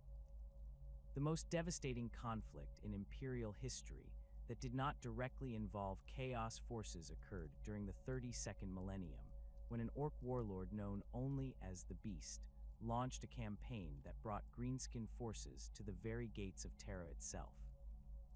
This catastrophic invasion, remembered as the War of the Beast, demonstrated the terrifying potential that lay dormant within the Ork species when properly organized and led by a specimen that approached the capabilities of the ancient Krork. The Beast himself was a creature of such immense size and power that Imperial records describe him as standing nearly 6 meters tall, his massive frame dwarfing even the largest Space Marine primarchs. The origins of the Beast remain shrouded in mystery, with Imperial historians unable to determine where this exceptional specimen emerged or how he managed to unite the scattered Ork tribes across such a vast area of space. What is known is that his rise to power was meteoric, with reports of his activities first appearing in Imperial records only decades before his forces reached the Sol system. The speed with which he assembled his Waaaagh forces suggested either exceptional organizational abilities or access to resources and technologies that exceeded those available to typical Ork leaders. The military machine that the beast assembled represented the largest Ork force in recorded history, with estimates suggesting that his Waaaagh included hundreds of millions of warriors supported by war machines that incorporated technological innovations decades ahead of typical greenskin engineering.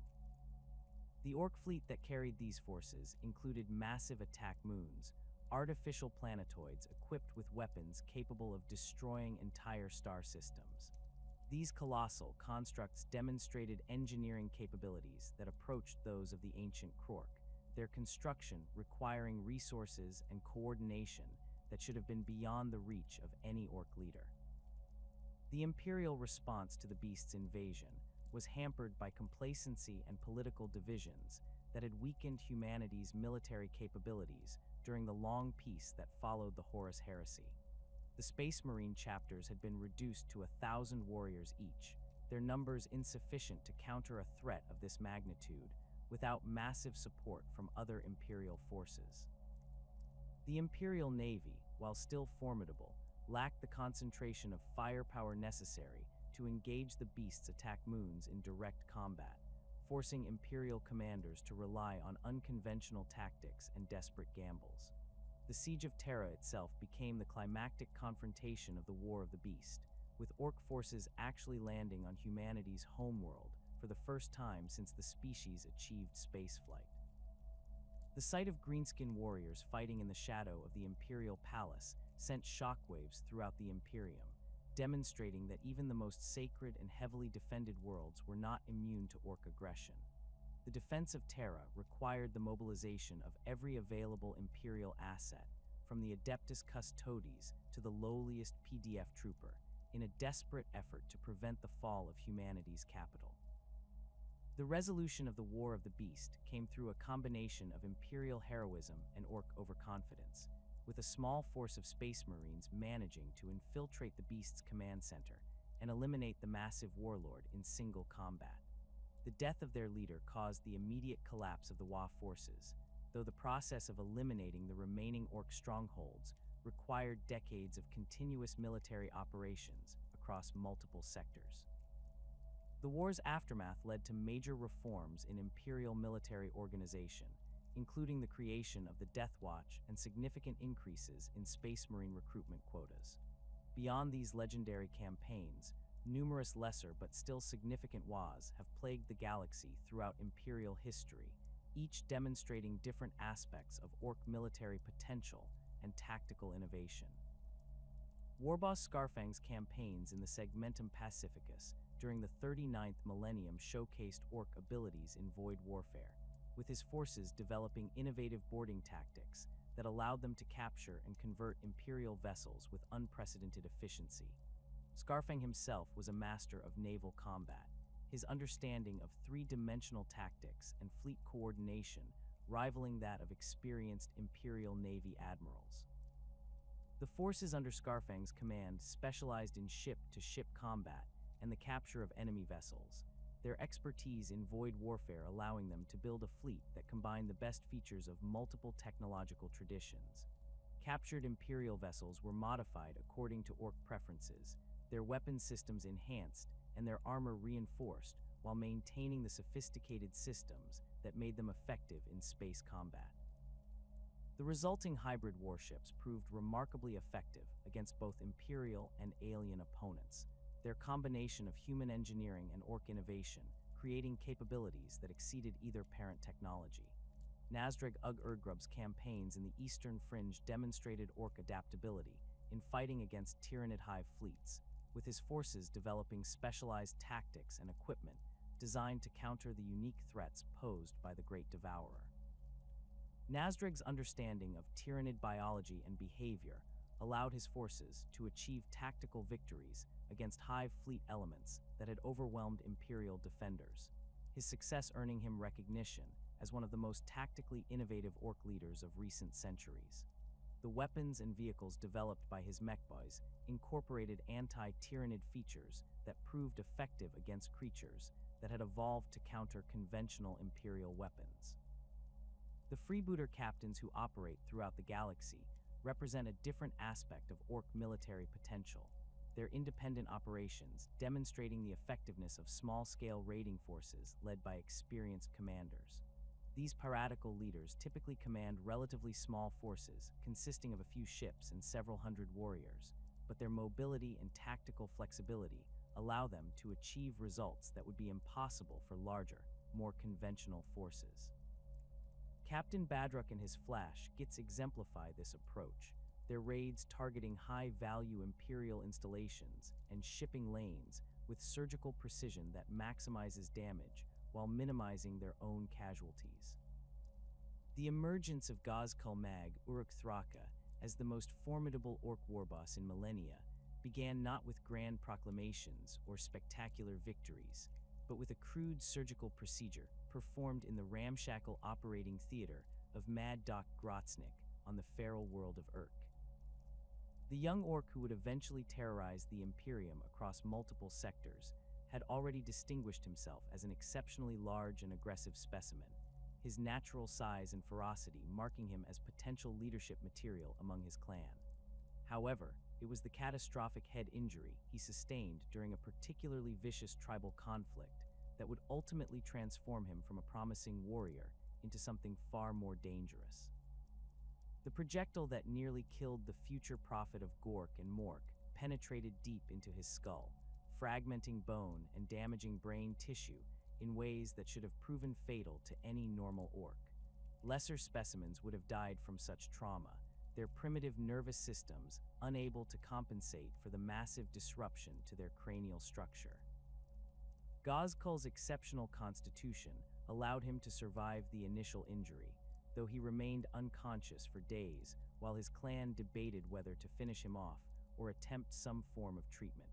The decision to transport him to Mad Doc Grotznik's facility proved to be one of the most consequential choices in recent galactic history. Grotznik's surgical techniques defied conventional understanding of medical practice, combining salvaged Imperial medical equipment with Ork intuitive understanding of biology to create procedures that achieved results through methods that would horrify trained physicians. The Mad Doc's approach to treating Gazkul's injuries involved extensive use of crude cybernetic implants, metal plates, and chemical stimulants that somehow restored function to damaged neural pathways while simultaneously enhancing the patient's cognitive capabilities. The surgery itself took place over several days, with Grotznik working continuously to rebuild portions of Gazkul's skull using a combination of metal plating and organic grafts. The cybernetic modifications installed during this marathon surgical session included neural interface components salvaged from Imperial Guard equipment, their sophisticated electronics somehow integrating with Ork nervous system architecture despite the obvious biological incompatibilities. Grotznik's understanding of these systems operated on an intuitive level rather than through formal technical knowledge, his genetic programming as a pain boy providing the insights necessary to make the hybrid technology function properly. The resulting implants created direct connections between Gazkul's brain and external systems, allowing him to interface with technology in ways that exceeded the capabilities of unmodified Orks. The recovery period following the surgery revealed the true extent of the changes that had occurred within Gazkul's enhanced cranium. The massive Ork began experiencing vivid dreams and waking visions that he interpreted as direct communications from Gork and Mork themselves, the twin deities of the Ork pantheon speaking to him through the psychic amplification provided by his cybernetic implants. These prophetic experiences provided him with strategic insights and tactical knowledge that far exceeded his previous capabilities, transforming him from a competent tribal leader into a military genius capable of coordinating campaigns across multiple star systems. The content of these divine revelations focused on Gazkul's destiny as the chosen champion of the Ork gods, tasked with uniting the scattered greenskin tribes under a single banner and leading them in the greatest Waaagh the galaxy had ever witnessed. The visions showed him commanding vast armies of Orks, their green tide sweeping across human worlds and alien territories, alike in an unstoppable wave of conquest and destruction.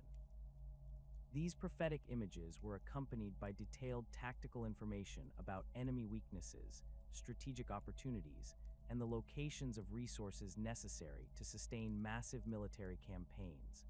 The psychological impact of these experiences was profound, instilling in Ghazghkull an unshakable confidence in his own destiny and the righteousness of his cause. The certainty that he was acting as the instrument of divine will eliminated any doubt or hesitation that might have hampered his decision-making, allowing him to commit fully to ambitious plans that other leaders might have considered too risky. This absolute faith in his mission became one of his greatest assets, inspiring fanatical loyalty among his followers while intimidating enemies who recognized the dangerous combination of intelligence and religious fervor that drove his actions. The first major demonstration of Ghazghkull's enhanced capabilities came during his systematic conquest of the various Ork tribes that inhabited Urk, a campaign that showcased his ability to combine traditional Ork aggression with sophisticated strategic planning. Rather than simply challenging rival leaders to single combat, he employed complex political maneuvering and tactical deception to isolate his enemies and defeat them piecemeal. His forces would negotiate temporary alliances with some tribes while simultaneously preparing attacks against others, creating situations where his enemies faced overwhelming odds while his own casualties remained minimal. The speed and efficiency of Ghazghkull's consolidation of power on Urk impressed even veteran Ork observers, who had never witnessed such systematic and methodical conquest by a greenskin leader. His ability to maintain discipline among his forces during extended campaigns demonstrated command capabilities that approached those of the most skilled Imperial generals, while his talent for logistics and resource management ensured that his growing army remained well-equipped and properly supplied. The tribal warriors who joined his cause found themselves part of a military organization that functioned with unprecedented efficiency and coordination. The technological innovations that emerged from Ghazghkull's workshops during this period reflected his enhanced understanding of engineering principles and his ability to communicate complex technical concepts to his mechboys. The weapons and vehicles produced under his direction incorporated design features that combined traditional Ork reliability with sophisticated improvements that increased their effectiveness against better-equipped opponents. His personal equipment included custom-built power armor that integrated seamlessly with his cybernetic implants, creating a man-machine interface that amplified both his physical capabilities and his command authority. The psychic phenomena that surrounded Ghazghkull during his rise to power exceeded those typically associated with successful Ork leaders, suggesting that his cybernetic modifications had somehow enhanced his natural connection to the Waaaagh field. His presence on the battlefield inspired nearby Orks to fight with exceptional ferocity and coordination, their individual capabilities enhanced by the psychic energy that radiated from their prophetic leader. Enemy forces reported experiencing feelings of dread and despair when facing Ghazghkull's armies, as if the very air around the Ork forces had become charged with malevolent energy. The First War for Armageddon began when Ghazghkull's expanding influence attracted the attention of Imperial authorities, who recognized the threat posed by his growing power base and attempted to contain his forces before they could achieve critical mass. The Imperial response was hampered by bureaucratic delays and political considerations that allowed the Ork warboss to complete his preparations and launch his assault at the time and place of his choosing.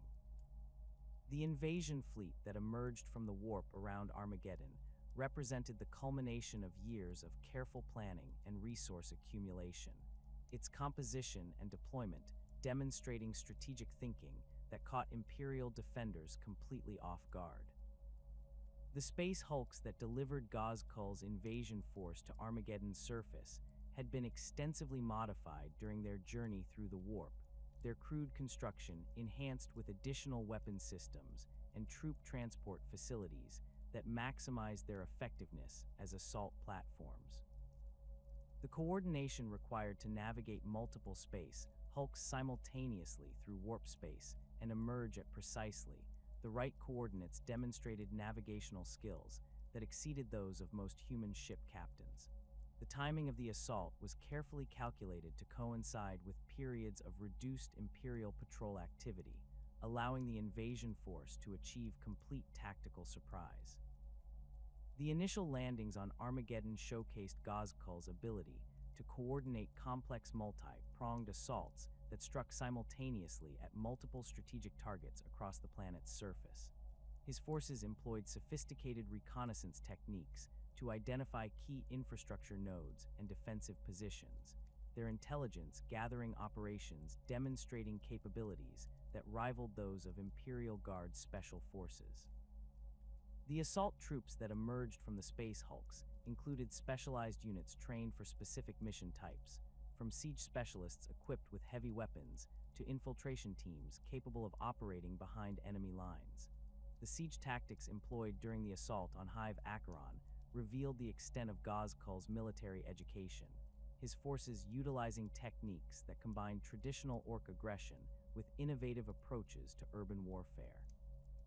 The massive drilling machines that burrowed through the Hive's foundation represented significant technological achievements, their construction requiring advanced engineering knowledge and sophisticated manufacturing capabilities. The coordination between surface assaults and underground operations demonstrated three-dimensional tactical thinking that exceeded the capabilities of most Ork leaders. The psychological warfare component of Gozkul's campaign proved equally sophisticated, with his forces employing propaganda broadcasts and terror tactics designed to demoralize Imperial defenders and encourage civilian populations to surrender rather than resist.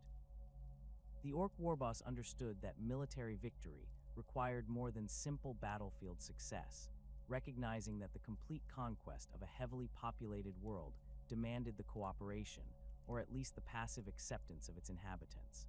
His treatment of captured civilians was calculated to demonstrate both the futility of resistance and the benefits of cooperation, creating conditions that facilitated the administrative control of conquered territories.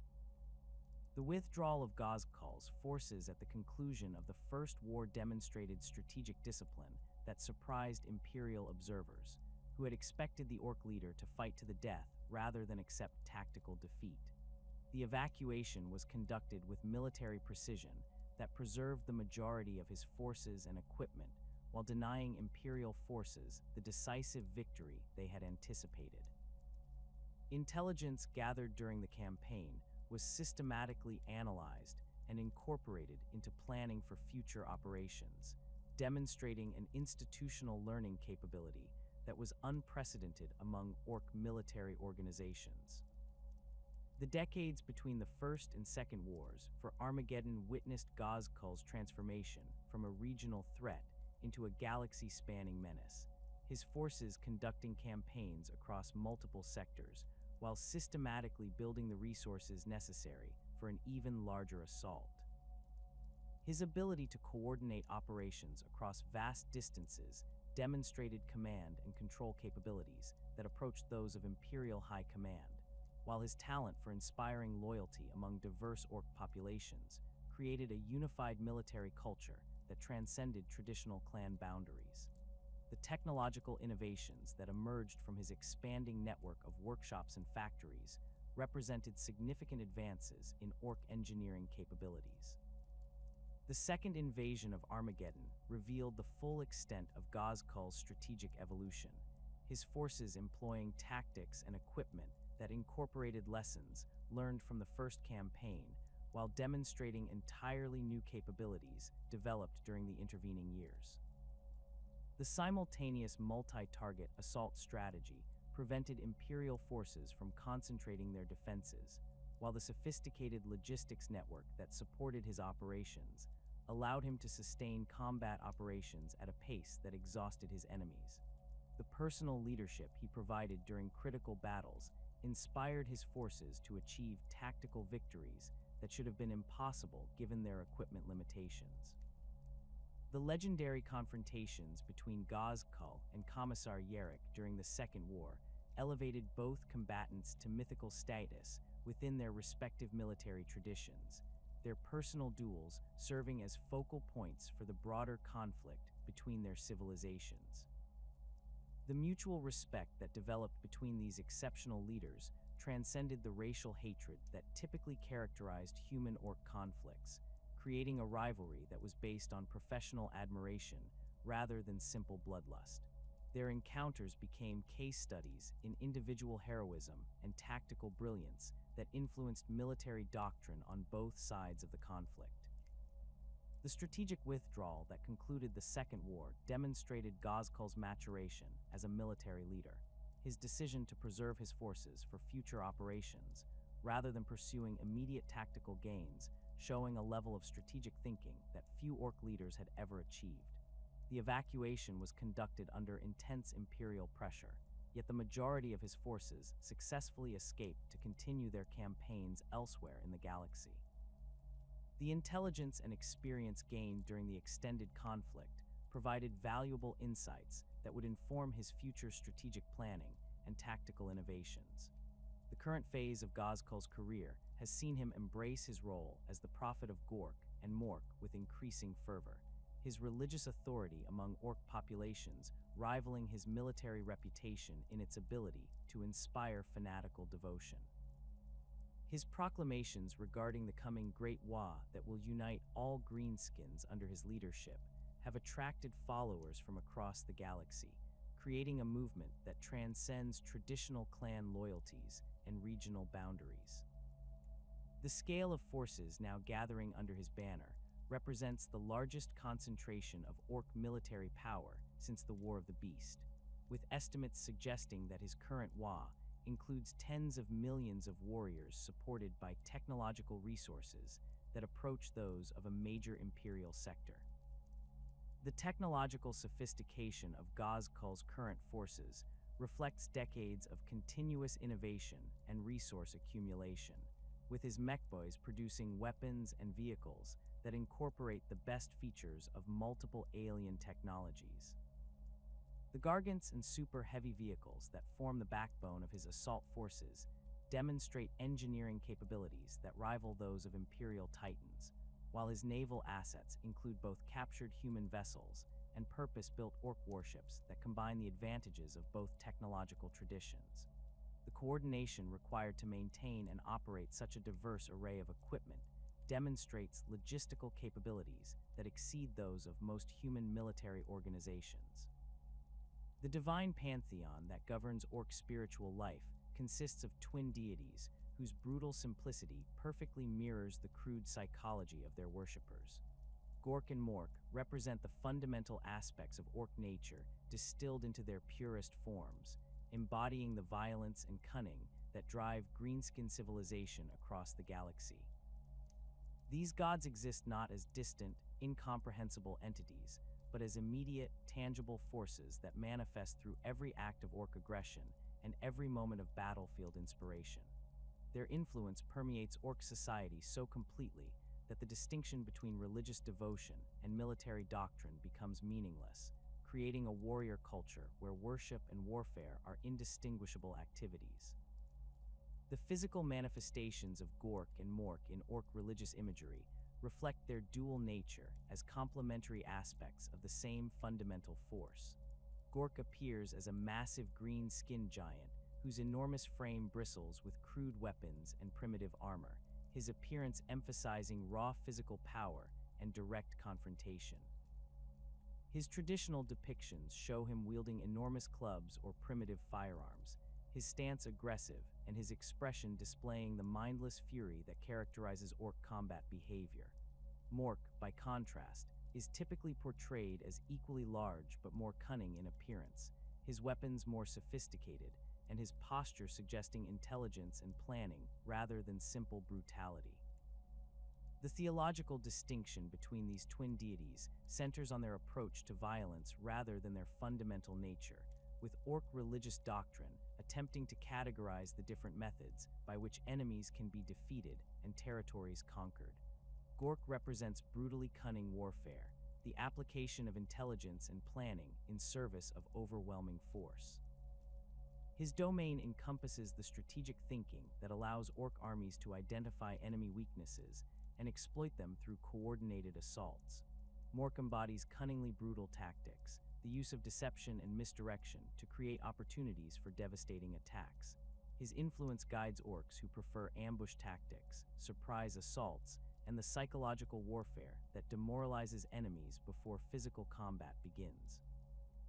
The endless theological debate that occupies orc religious thinkers regarding the precise nature of their gods reflects the species' fundamental inability to comprehend subtle distinctions or abstract concepts.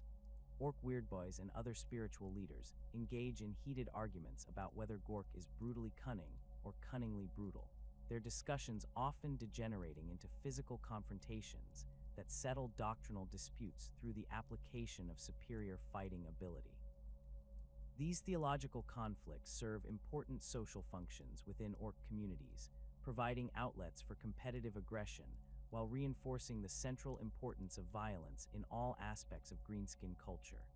The practical implications of this religious confusion extend far beyond academic debate, influencing tactical decisions and strategic planning throughout orc military organizations.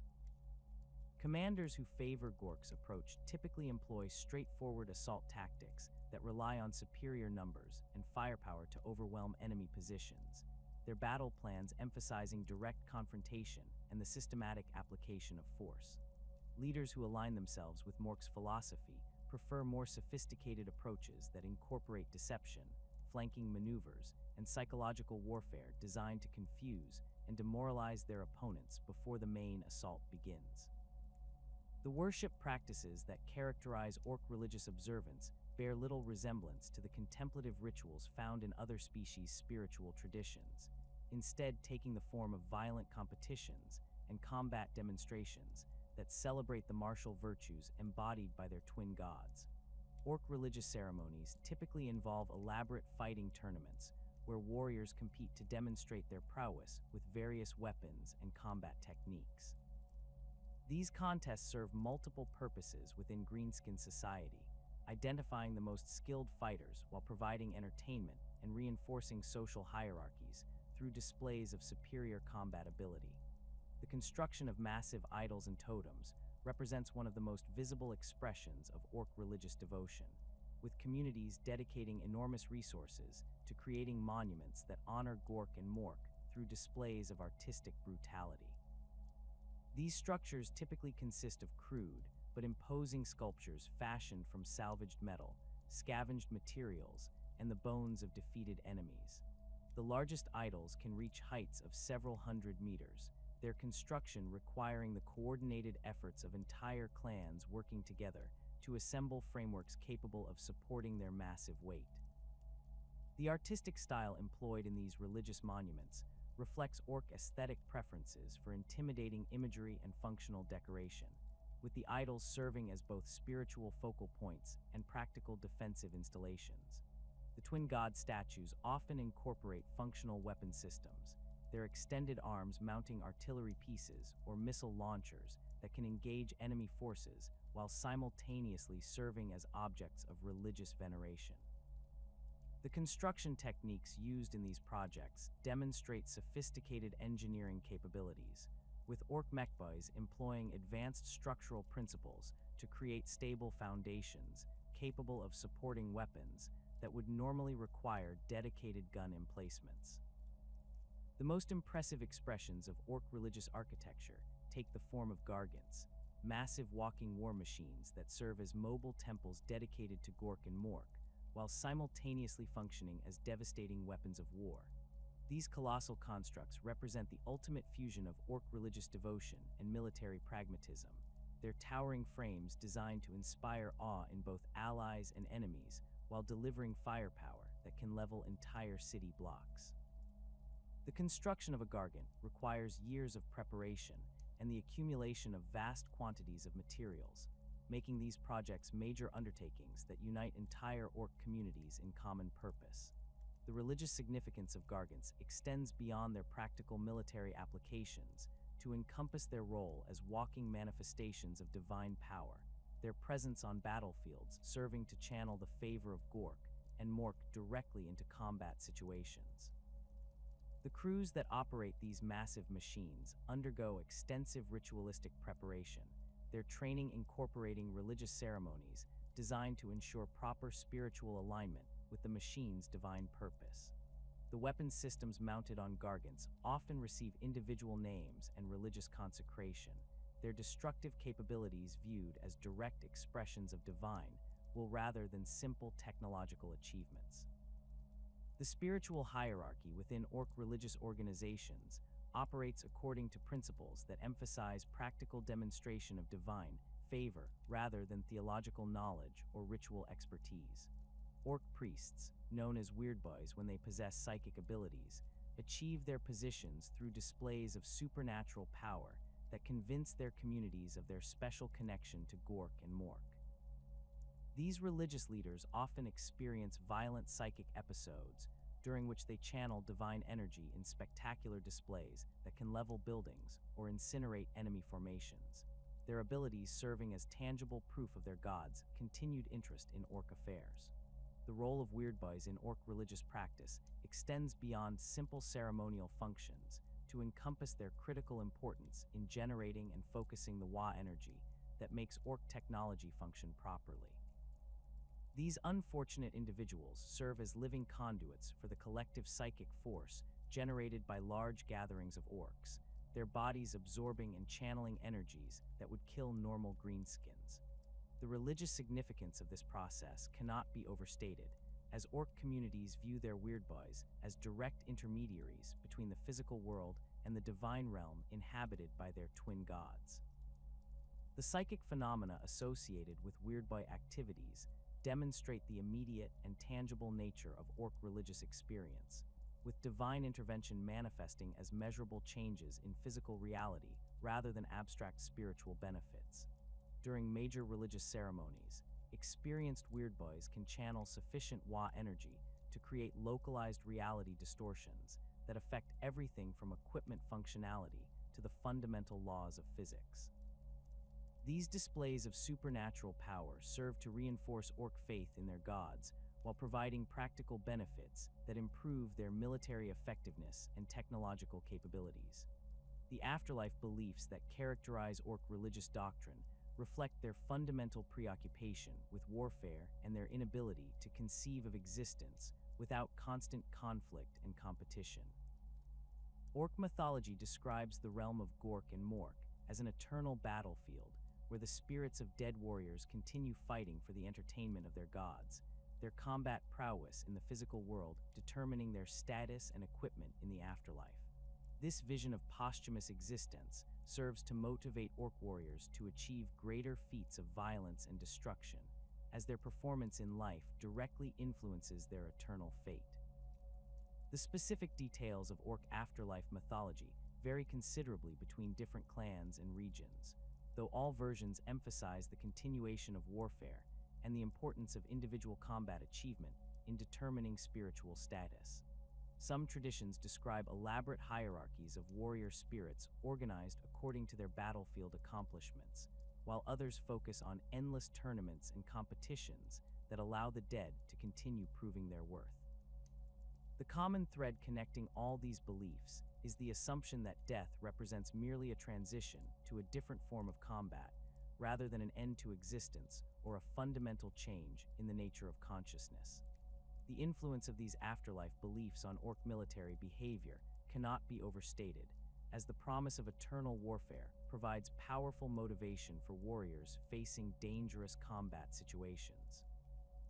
Orks who believe they will continue fighting in the realm of their gods show remarkable fearlessness in battle, their willingness to accept death in pursuit of victory, often surprising enemies who expect self-preservation instincts to limit greenskin aggression.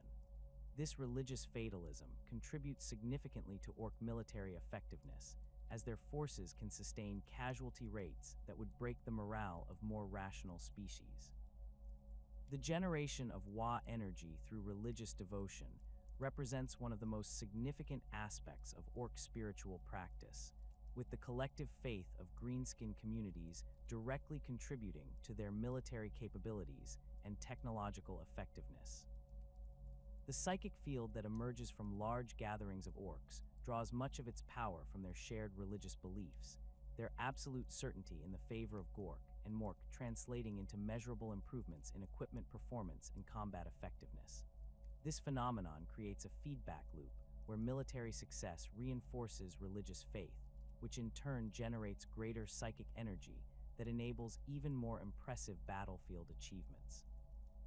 The relationship between religious observance and military effectiveness becomes most apparent during major WAAAGH campaigns, when millions of orcs united under charismatic leaders generate psychic fields of unprecedented power. The collective devotion of these massive forces creates reality distortions that allow their crude technology to function at levels that should be impossible given their construction methods and available materials. Weapons that appear to be nothing more than scrap metal welded together achieve accuracy and destructive power that rivals sophisticated Imperial equipment, while vehicles built from salvaged components demonstrate reliability and performance that exceeds their theoretical capabilities. The prophetic traditions within Orc religious culture focus on the eventual coming of a great leader who will unite all greenskins under the banner of Gork and Mork, leading them in a final WAAAGH that will sweep across the galaxy and establish Orc dominance over all other species. These prophecies typically describe this chosen champion as a warrior of exceptional size and intelligence, whose connection to the twin gods will grant him supernatural abilities and the charisma necessary to command the loyalty of billions of orcs. The religious significance of these predictions extends beyond simple wishful thinking to encompass genuine belief in the inevitable triumph of orc civilization over its enemies. The identification of potential prophetic figures within contemporary orc society generates considerable religious and political excitement, with successful warbosses often attracting followers who believe they represent the fulfillment of ancient prophecies. WAAAGH Uruk Thraka's rise to prominence has been accompanied by widespread speculation about his possible role as the prophesied champion, his exceptional capabilities, and religious visions lending credence to claims that he enjoys special divine favor. The religious movement that has grown around his leadership incorporates traditional orc spiritual practices with newer elements that emphasize his unique connection to Gork and Mork.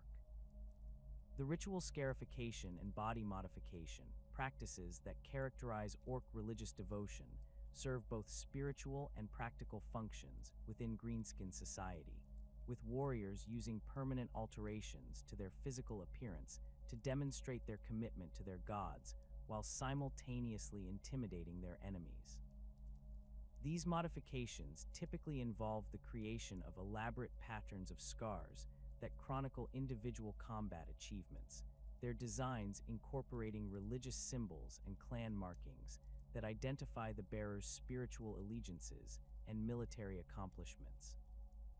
The most dedicated warriors undergo extensive surgical procedures that replace portions of their bodies with mechanical components, their cybernetic enhancements serving as visible proof of their willingness to sacrifice comfort and convenience in pursuit of greater combat effectiveness.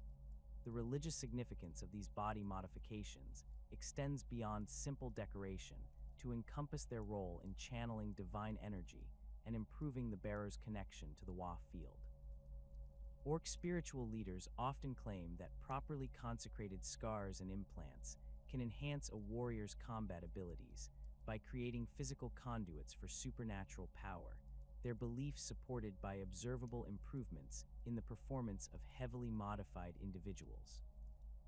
The psychological impact of these modifications on both the bearers and their enemies contributes significantly to their effectiveness, as the intimidating appearance of scarred and cybernetically enhanced orc warriors can demoralize opponents before combat even begins. The seasonal religious observances that punctuate orc cultural calendars typically coincide with major military campaigns or significant astronomical events, their timing designed to maximize the psychic energy generated by community-wide participation in religious activities. These celebrations often involve elaborate competitions and demonstrations of martial prowess, with individual warriors competing for recognition and prizes, while contributing to the collective spiritual energy that benefits their entire community. The largest religious festivals can attract participants from multiple clans and regions, their gatherings generating Waaaagh fields powerful enough to affect the functionality of technology across entire star systems. The organizational structure of Ork military forces reflects their species' fundamental approach to problem-solving through violence and intimidation, creating armies that appear chaotic to outside observers but operate according to deeply ingrained patterns of dominance and tribal loyalty. At the foundation of every Ork military formation lies the basic mob, a collection of boys who have banded together under the leadership of the largest and most aggressive among them. These mobs typically consist of 10 to 20 warriors armed with whatever weapons they can acquire, their equipment ranging from crude choppas and sluggas to more exotic weapons looted from defeated enemies or traded from successful raids. The composition of individual boys' mobs varies considerably depending on their clan affiliation, regional preferences, and the personal inclinations of their leaders. Goth mobs favor close combat weapons and tend to charge directly into enemy lines with minimal regard for tactical subtlety, their black painted armor and skull decorations serving to intimidate opponents while reflecting their clan's death-obsessed culture. Bad Moon mobs display their wealth through superior equipment and elaborate decorations, their yellow painted gear often incorporating precious metals and gems that serve no functional purpose beyond demonstrating their owner's economic status. Evil Sunts mobs emphasize mobility and speed, their red-painted equipment designed for rapid movement across battlefields and hit-and-run tactics that exploit their superior maneuverability. The leadership structure within individual mobs operates according to simple dominance hierarchies, with the largest and most successful Ork naturally assuming command responsibilities through displays of superior fighting ability. These mob leaders, known as boss knobs, maintain their authority through a combination of physical intimidation and tactical competence, their positions remaining secure only as long as they can demonstrate continued effectiveness in combat situations. The relationship between boss knobs and their subordinates resembles that between pack leaders and their followers, with loyalty based on respect for proven capability rather than abstract concepts of duty or honor.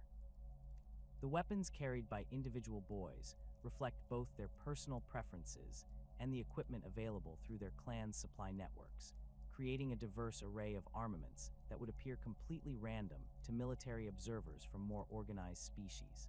The iconic choppa serves as the primary melee weapon for most Ork infantry, its crude construction concealing sophisticated metallurgical techniques that produce blades capable of cutting through ceramite armor. These weapons typically measure between 60 and 90 centimeters in length, their weight and balance optimized for the powerful overhead strikes that characterize Ork close combat techniques.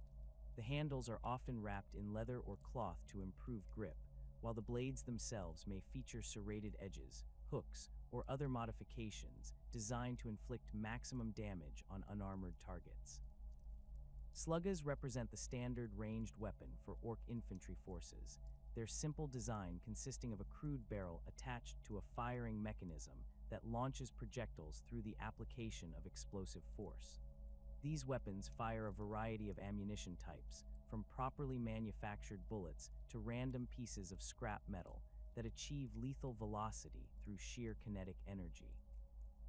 The reliability of sluggas depends more on robust construction than precision engineering, with mechboys designing weapons that can function despite exposure to extreme conditions and minimal maintenance. The distinctive sound produced by slugga fire, a combination of explosive report and mechanical cycling, serves to intimidate enemies while providing audible confirmation of weapon function to their operators. The specialized units that support basic boys mobs reflect the diverse tactical requirements of modern warfare and the natural tendency of Ork society to produce individuals with specific skills and inclinations. Knobs represent the elite warriors within Ork military formations, their enhanced size and combat experience making them natural leaders and assault specialists. These veterans typically stand a head taller than regular boys and bear the scars, cybernetic implants, and elaborate equipment that mark them as survivors of numerous major battles.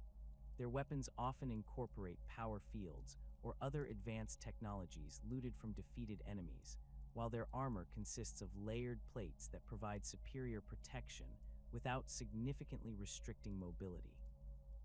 The transition from boy to nob occurs gradually as individual warriors prove their worth through repeated combat success, their growing reputation attracting followers and better equipment, while earning recognition from higher-ranking orcs. This process lacks formal promotion ceremonies or standardized requirements, instead operating through the natural selection pressures that characterize all aspects of greenskin society. Nobs who fail to maintain their reputations through continued battlefield success quickly find themselves demoted back to regular boy status, as orc military culture recognizes only current performance rather than past achievements. Meganobs represent the ultimate evolution of orc infantry forces, their massive frames encased in crude but effective power armor that transforms them into walking tanks capable of engaging enemy vehicles in direct combat. The construction of mega armor requires significant resources and technical expertise, with each suit representing months of work by skilled mechboys using the finest materials available to their clan. The armor itself consists of multiple layers of reinforced plating powered by compact fusion reactors, their weight requiring the enhanced strength of fully mature nobs to operate effectively. The integrated weapon systems typically include power claws capable of tearing through vehicle armor and heavy caliber guns that can engage targets at extended ranges.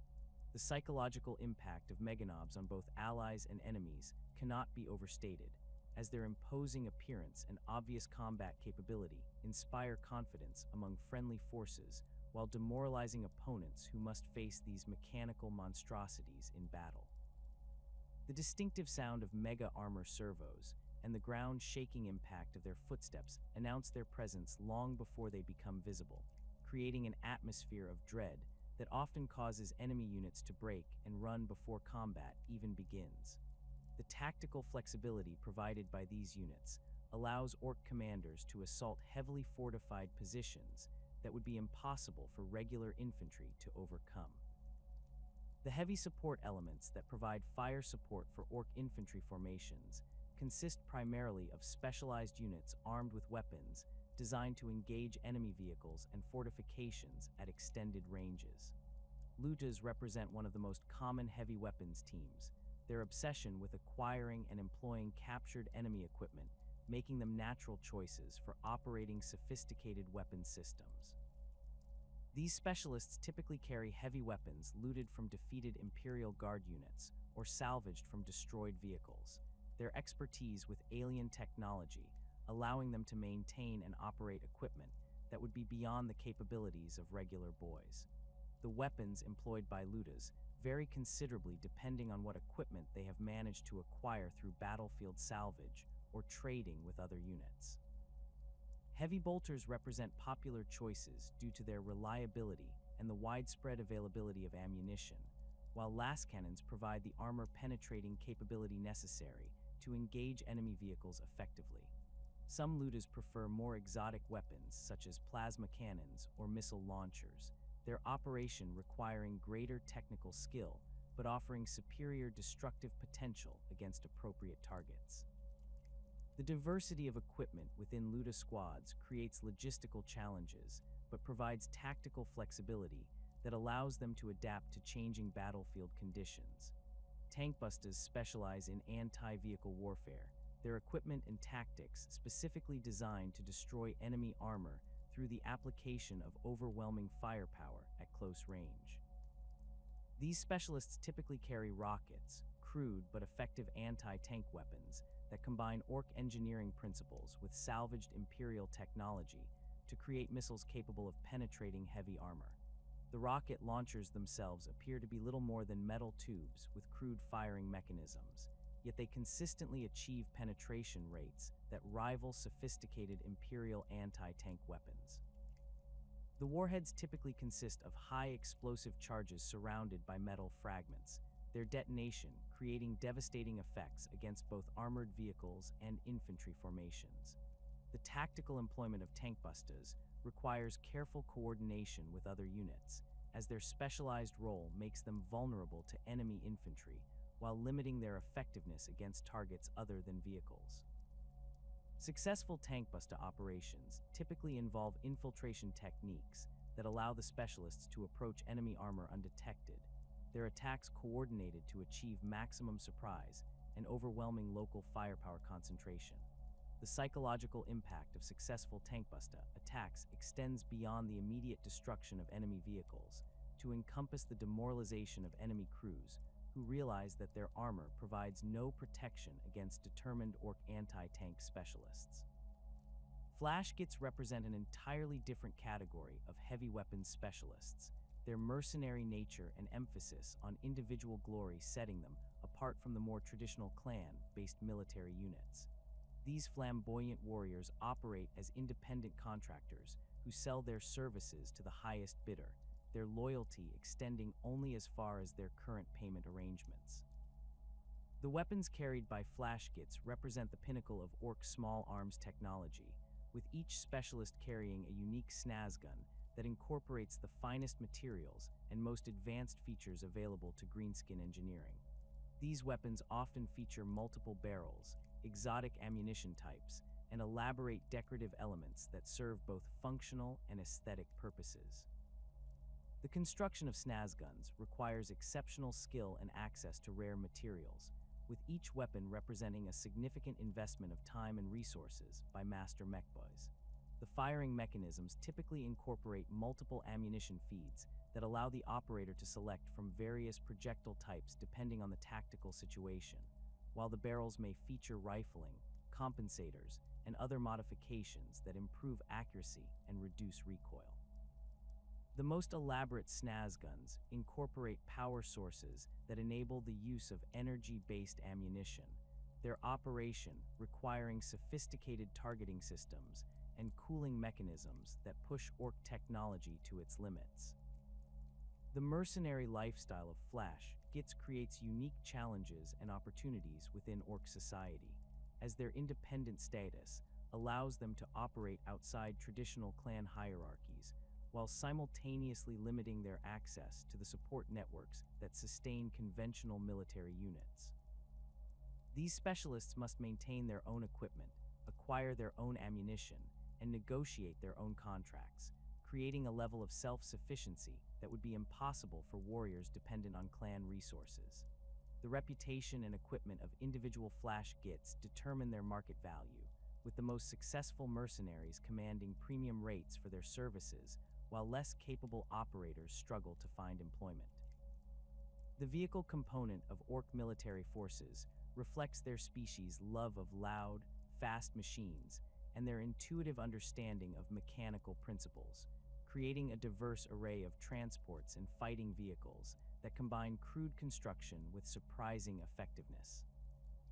Trucks serve as the primary infantry transport for most Ork forces, their simple design consisting of a reinforced chassis mounting an oversized engine and an open cargo area capable of carrying a squad of warriors along with their equipment. The construction techniques used in truck assembly emphasize durability and ease of repair over comfort or fuel efficiency, with mechboys designing vehicles that can continue operating despite damage that would immobilize more sophisticated transports. The engines that power Ork vehicles represent masterpieces of intuitive engineering, their crude but effective design producing enormous amounts of power while running on virtually any combustible fuel. These power plants typically generate far more noise than strictly necessary for their operation, their distinctive roar serving both to intimidate enemies and to satisfy Ork psychological requirements for proper vehicle behavior. The fuel systems can process everything from refined promethium to fermented organic waste, their robust construction allowing them to extract energy from materials that would destroy more delicate Imperial engines. Waraaaaghs represent the other extreme of Ork vehicle design philosophy, their emphasis on speed and maneuverability, making them ideal platforms for reconnaissance and fast attack operations. These lightweight vehicles sacrifice armor protection and cargo capacity in favor of maximum velocity and agility, their construction typically featuring minimal bodywork and exposed mechanical components that reduce weight while facilitating field maintenance. The weapons mounted on Waaaghs tend toward rapid-fire systems that can engage targets while the vehicle maintains high speed, though some variants carry heavier armaments that require the vehicle to stop before firing effectively. The crew requirements for Ork vehicles vary considerably depending on their size and complexity, with smaller machines typically operated by single individuals, while larger vehicles require multiple specialists to function effectively. Truck drivers represent some of the most skilled operators in Ork forces. Their ability to navigate rough terrain at high speed while avoiding enemy fire requiring reflexes and spatial awareness that exceed those of typical boys. These specialists often modify their vehicles extensively, adding performance enhancements and decorative elements that reflect their personal preferences and clan affiliations. Battle wagons and gun wagons represent the heavy end of Ork ground vehicle technology, their massive size and extensive armament making them mobile fortresses capable of supporting major assault operations. The construction of these vehicles requires significant resources and technical expertise, with their assembly typically involving multiple mechboy workshops working in coordination to complete the various subsystems. The armor protection on these machines consists of multiple layers of reinforced plating that can withstand direct hits from anti-tank weapons, while their weapon systems include everything from multiple heavy bolters to massive cannons capable of engaging enemy vehicles at extended ranges. The air support component of Ork military forces operates according to principles that combine their love of speed and violence with their characteristic disregard for safety and conventional aerodynamic theory. Dakkajets represent the primary fighter aircraft in most Ork air forces, their design emphasizing firepower and aggressive appearance over sophisticated flight characteristics or pilot survival features. These aircraft typically mount multiple heavy weapons in fixed forward firing positions, their tactics involving high-speed attack runs that rely on overwhelming firepower rather than maneuverability to achieve victory. The construction techniques used in Dakkajet assembly produce aircraft that appear crude but demonstrate surprising effectiveness in air-to-air and air-to-ground combat roles. Burna bombers serve as the primary ground attack aircraft for Ork forces, their specialized equipment designed to deliver devastating firepower against enemy infantry and light vehicles. These aircraft typically carry large quantities of incendiary weapons and explosives, their bombing runs creating widespread destruction that can break enemy formations and destroy defensive positions. The accuracy of Burna bomber attacks depends more on the quantity of ordnance delivered than precision targeting, with Ork pilots preferring to saturate target areas with explosives rather than attempting surgical strikes against specific objectives. The pilots who operate Ork aircraft, known as flyboys, represent a specialized caste within greenskin society whose skills and temperament make them natural choices for aerial warfare. These individuals typically display enhanced spatial awareness and reflexes that allow them to operate complex machines while engaging in high-speed combat, their abilities often enhanced by cybernetic modifications that improve their reaction times and coordination. The training required to produce competent flybys operates through practical experience rather than formal instruction, with aspiring pilots learning their skills through increasingly dangerous flight exercises that eliminate those lacking the necessary capabilities. The maintenance requirements for Ork aircraft create unique challenges within their military organization, as the complex systems required for flight operations demand higher levels of technical expertise than ground-based equipment. Specialized mechboy teams work exclusively on aircraft maintenance, their workshops equipped with lifting equipment and specialized tools necessary for working on flying machines. The parts and materials required for aircraft maintenance often prove difficult to acquire through normal salvage operations, forcing air units to establish trading relationships with other Ork factions or to target specific enemy installations that contain the components they need. The galaxy's long and blood-soaked history contains countless examples of Ork leaders whose exceptional capabilities and ruthless ambition elevated them above the endless masses of their green-skinned brethren. These legendary figures represent the pinnacle of what the degraded Krork genome can still produce when circumstances align to create the perfect storm of genetic potential, environmental pressure, and sheer bloody-minded determination. Their campaigns have shaped imperial military doctrine, forced the development of new defensive strategies, and demonstrated the terrifying potential that lies dormant within the Ork species when properly channeled by truly exceptional leadership. Warboss Nazdreg Ugg Erdgrub emerged from the anarchic wastelands of the Eastern Fringe as one of the most tactically sophisticated Ork commanders in recent imperial history, his campaigns against the expanding Tau Empire demonstrating a level of strategic thinking that surprised both human and alien observers. Standing nearly 3 meters tall even without his elaborate power armor, Nazdreg's massive frame bears the scars of hundreds of battles fought across multiple star systems, his cybernetic eye replacements and reinforced skull plates testament to his survival of conflicts that would have killed lesser Orks. His distinctive appearance includes ritual scarification that chronicles his major victories, while his armor incorporates trophies taken from defeated Tau commanders and captured battlesuits that serve both as decoration and functional equipment upgrades.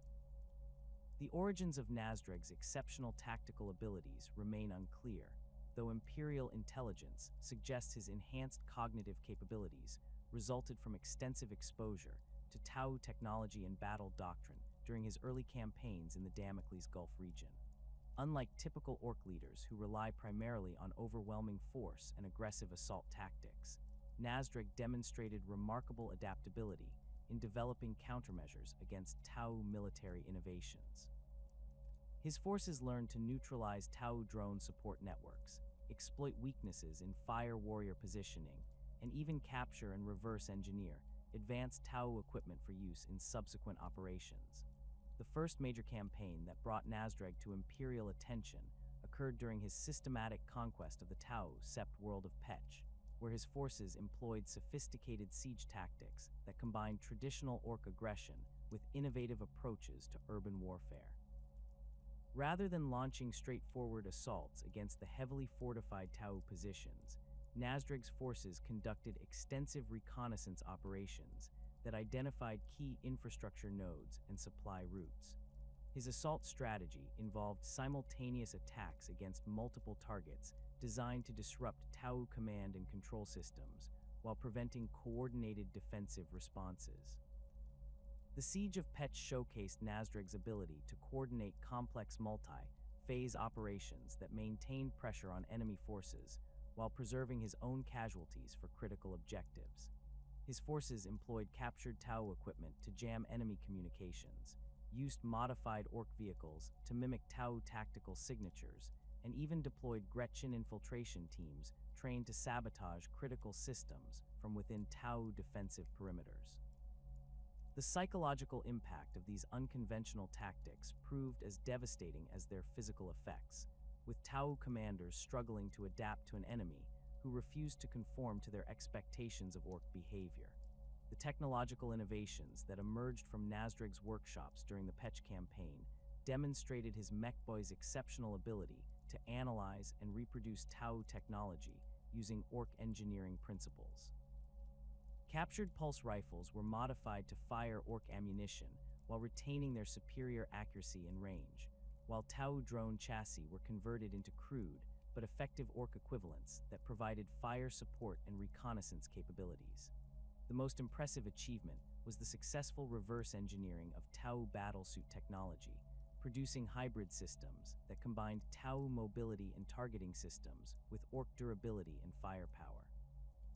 Nazdreg's naval capabilities proved equally sophisticated, with his fleet incorporating both captured Tau vessels and purpose-built Ork ships that demonstrated advanced understanding of void warfare principles. His flagship, a massive hybrid vessel constructed around the hull of a captured Tau Explorer-class starship, featured weapon systems that combined Ork destructive power with Tau precision targeting. The ship's command and control systems integrated Tau holographic displays with Ork mechanical interfaces, creating a hybrid technology that exceeded the capabilities of either parent system while remaining comprehensible to Ork operators.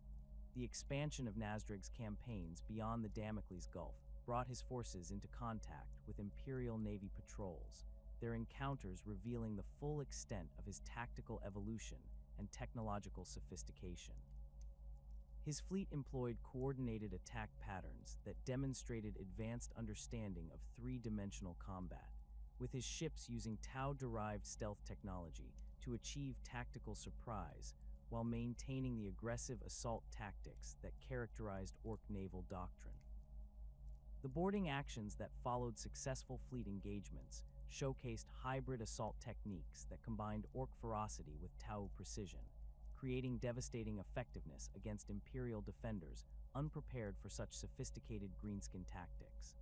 The intelligence gathered from these encounters led Imperial strategists to classify Nasdreg as a priority target whose continued operations posed significant threats to Imperial interests throughout the Eastern Fringe.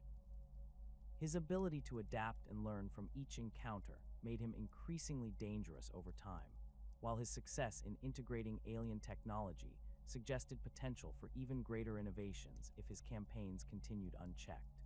The resources allocated to countering his operations included specialized Space Marine strike forces and Imperial Navy hunter-killer squadrons, specifically tasked with eliminating his key assets and disrupting his supply networks.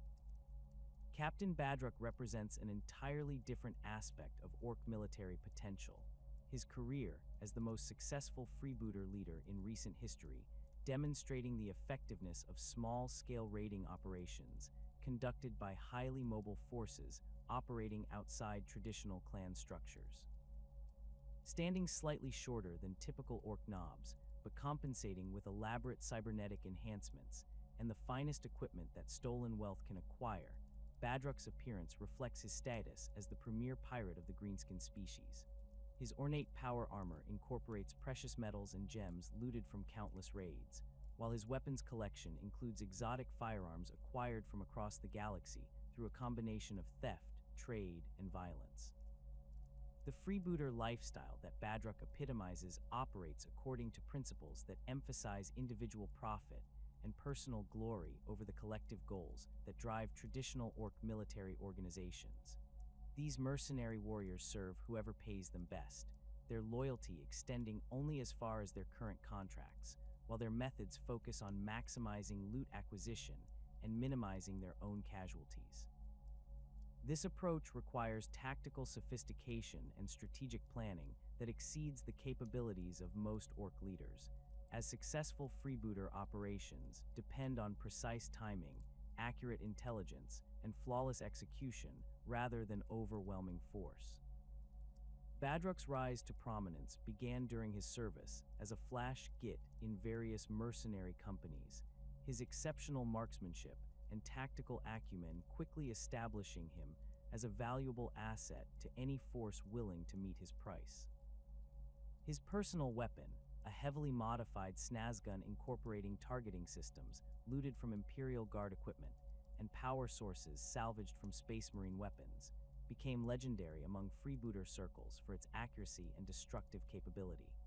The weapon's construction required years of modification and fine-tuning, with Badrock personally overseeing every aspect of its development to ensure optimal performance in the specific combat situations he preferred.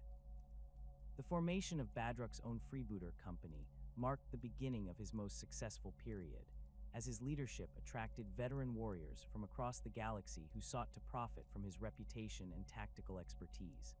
His crew included specialists in void warfare, boarding actions, and rapid assault operations, their diverse skills allowing the company to undertake contracts that would be impossible for less versatile forces. The recruitment standards for Badrock's company exceeded those of most Ork military units, with prospective members required to demonstrate not only combat prowess, but also the discipline and reliability necessary for complex operations requiring precise coordination. The most famous exploit in Badrock's career occurred during his successful raid against the Imperial Navy depot at Waaaghs, where his forces infiltrated one of the Imperium's most heavily defended naval facilities and escaped with a cargo of rare archaeotech weapons worth more than most planetary treasuries.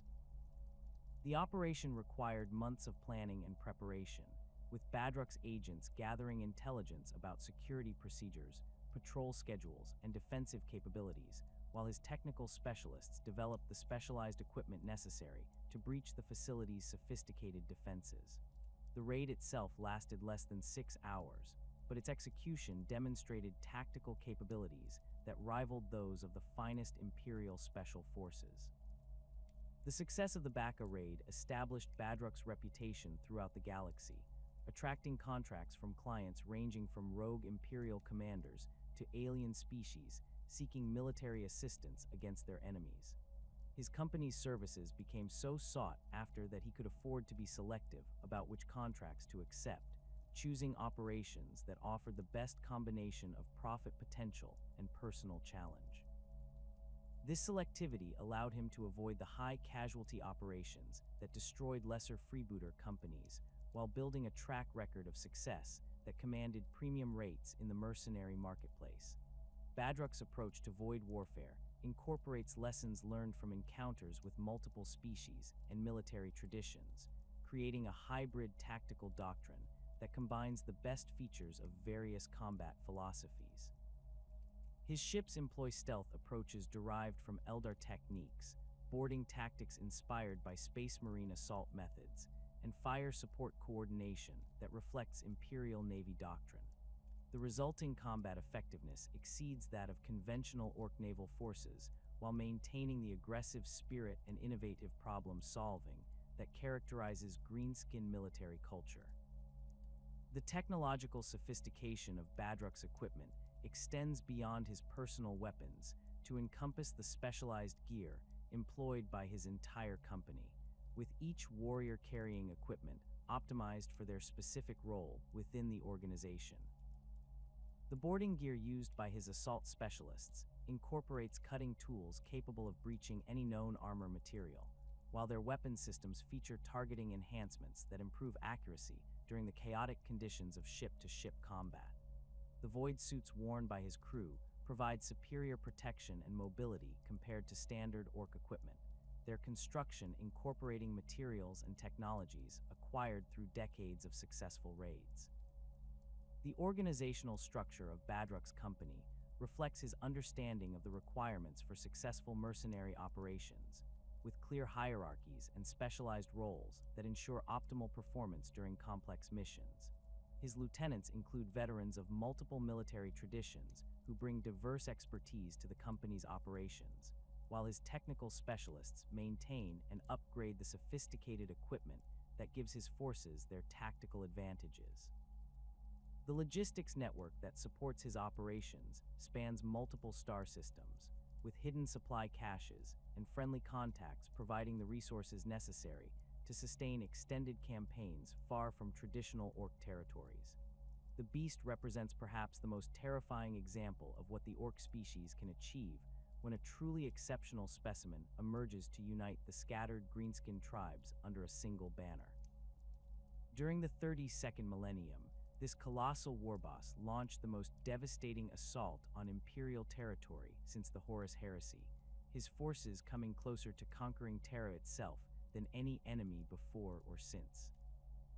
Standing nearly 6 meters tall and possessing intellectual capabilities that approached those of the ancient Krork, the beast demonstrated that the genetic potential for true greatness still existed within the degraded Ork genome when properly expressed through exceptional individuals.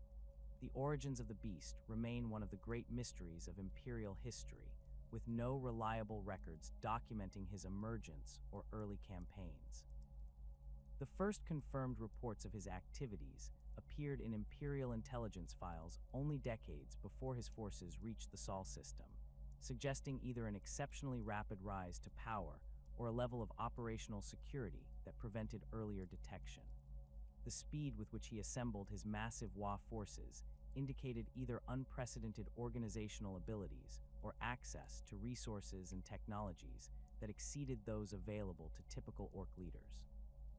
The military machine that the beast assembled represented the largest Ork force in recorded history, with conservative estimates suggesting that his Waaagh included hundreds of millions of warriors supported by war machines that demonstrated technological sophistication approaching that of the ancient Krork.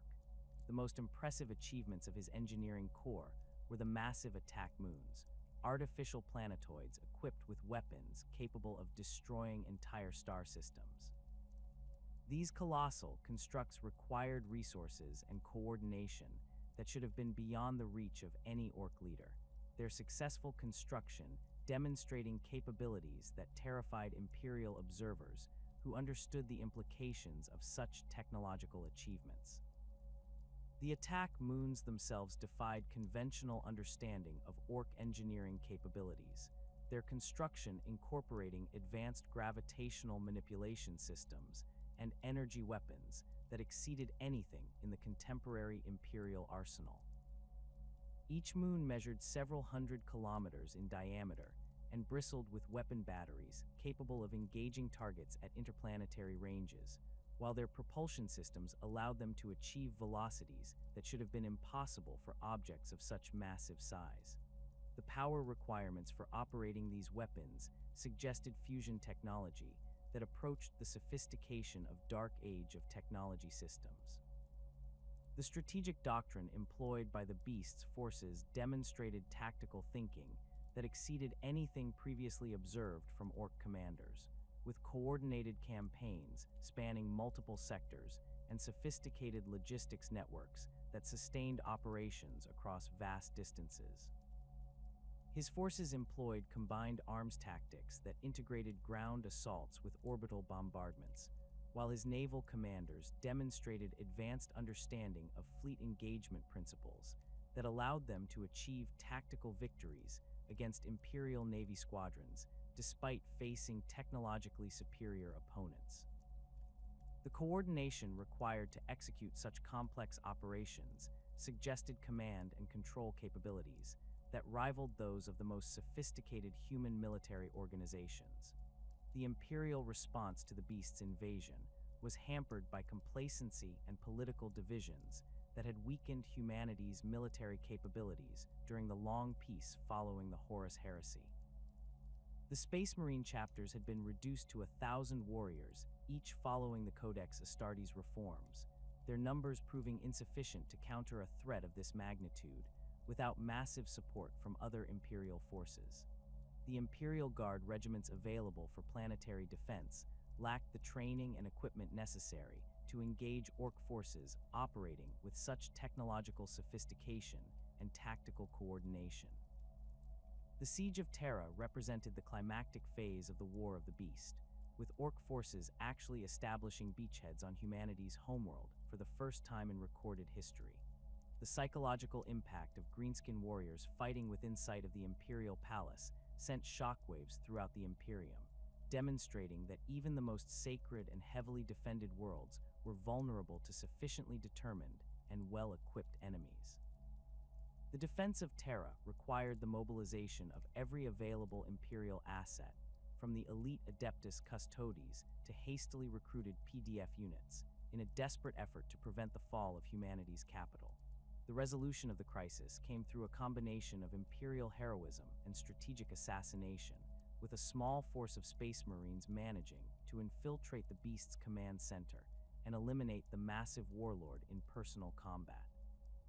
The death of their supreme leader caused the immediate collapse of the Waaagh forces, though the process of eliminating the remaining Ork strongholds required decades of continuous military operations across multiple sectors.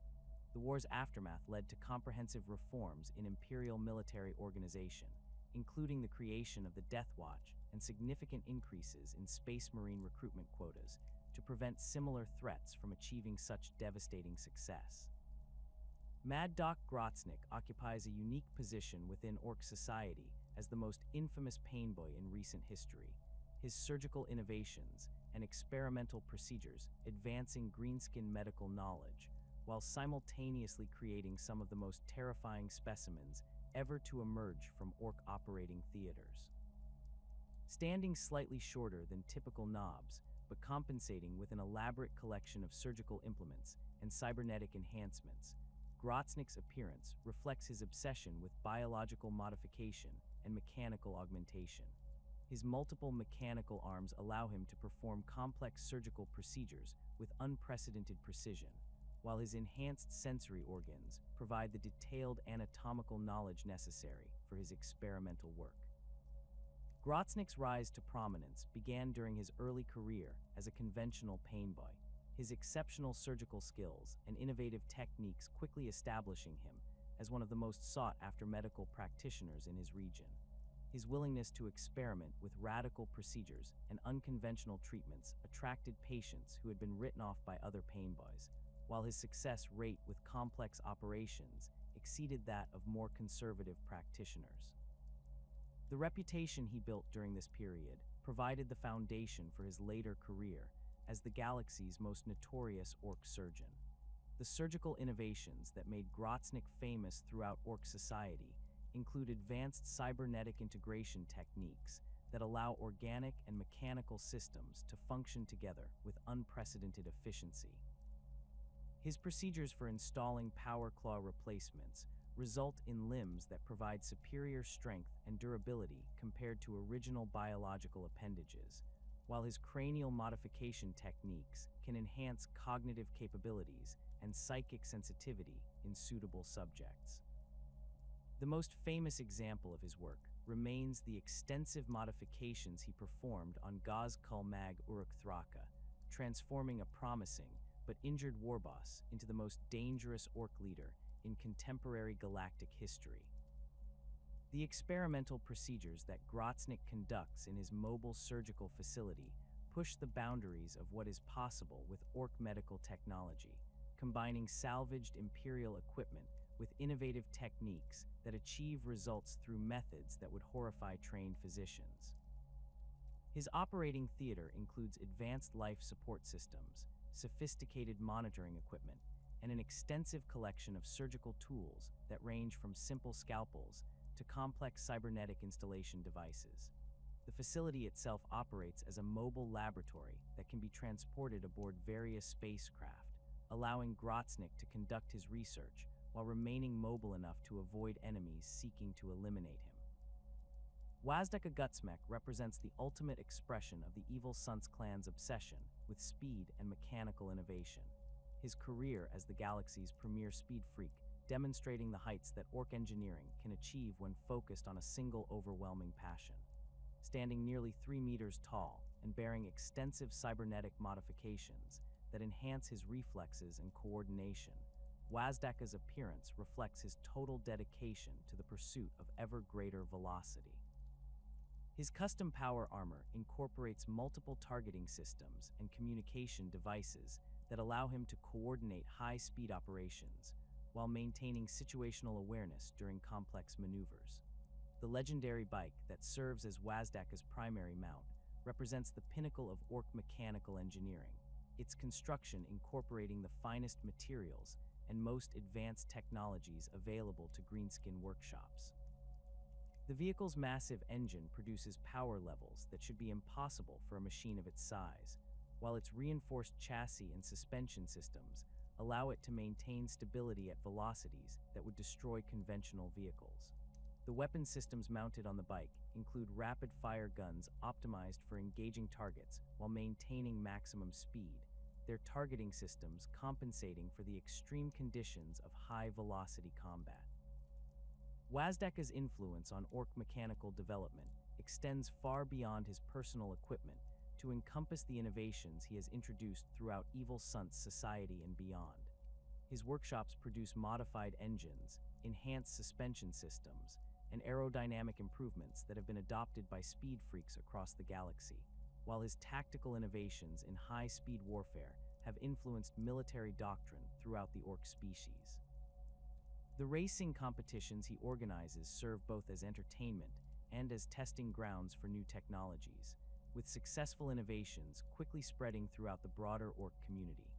The campaigns led by WAAAGH demonstrate the tactical potential of highly mobile forces operating according to principles that emphasize speed and maneuverability over traditional Ork preferences for direct assault.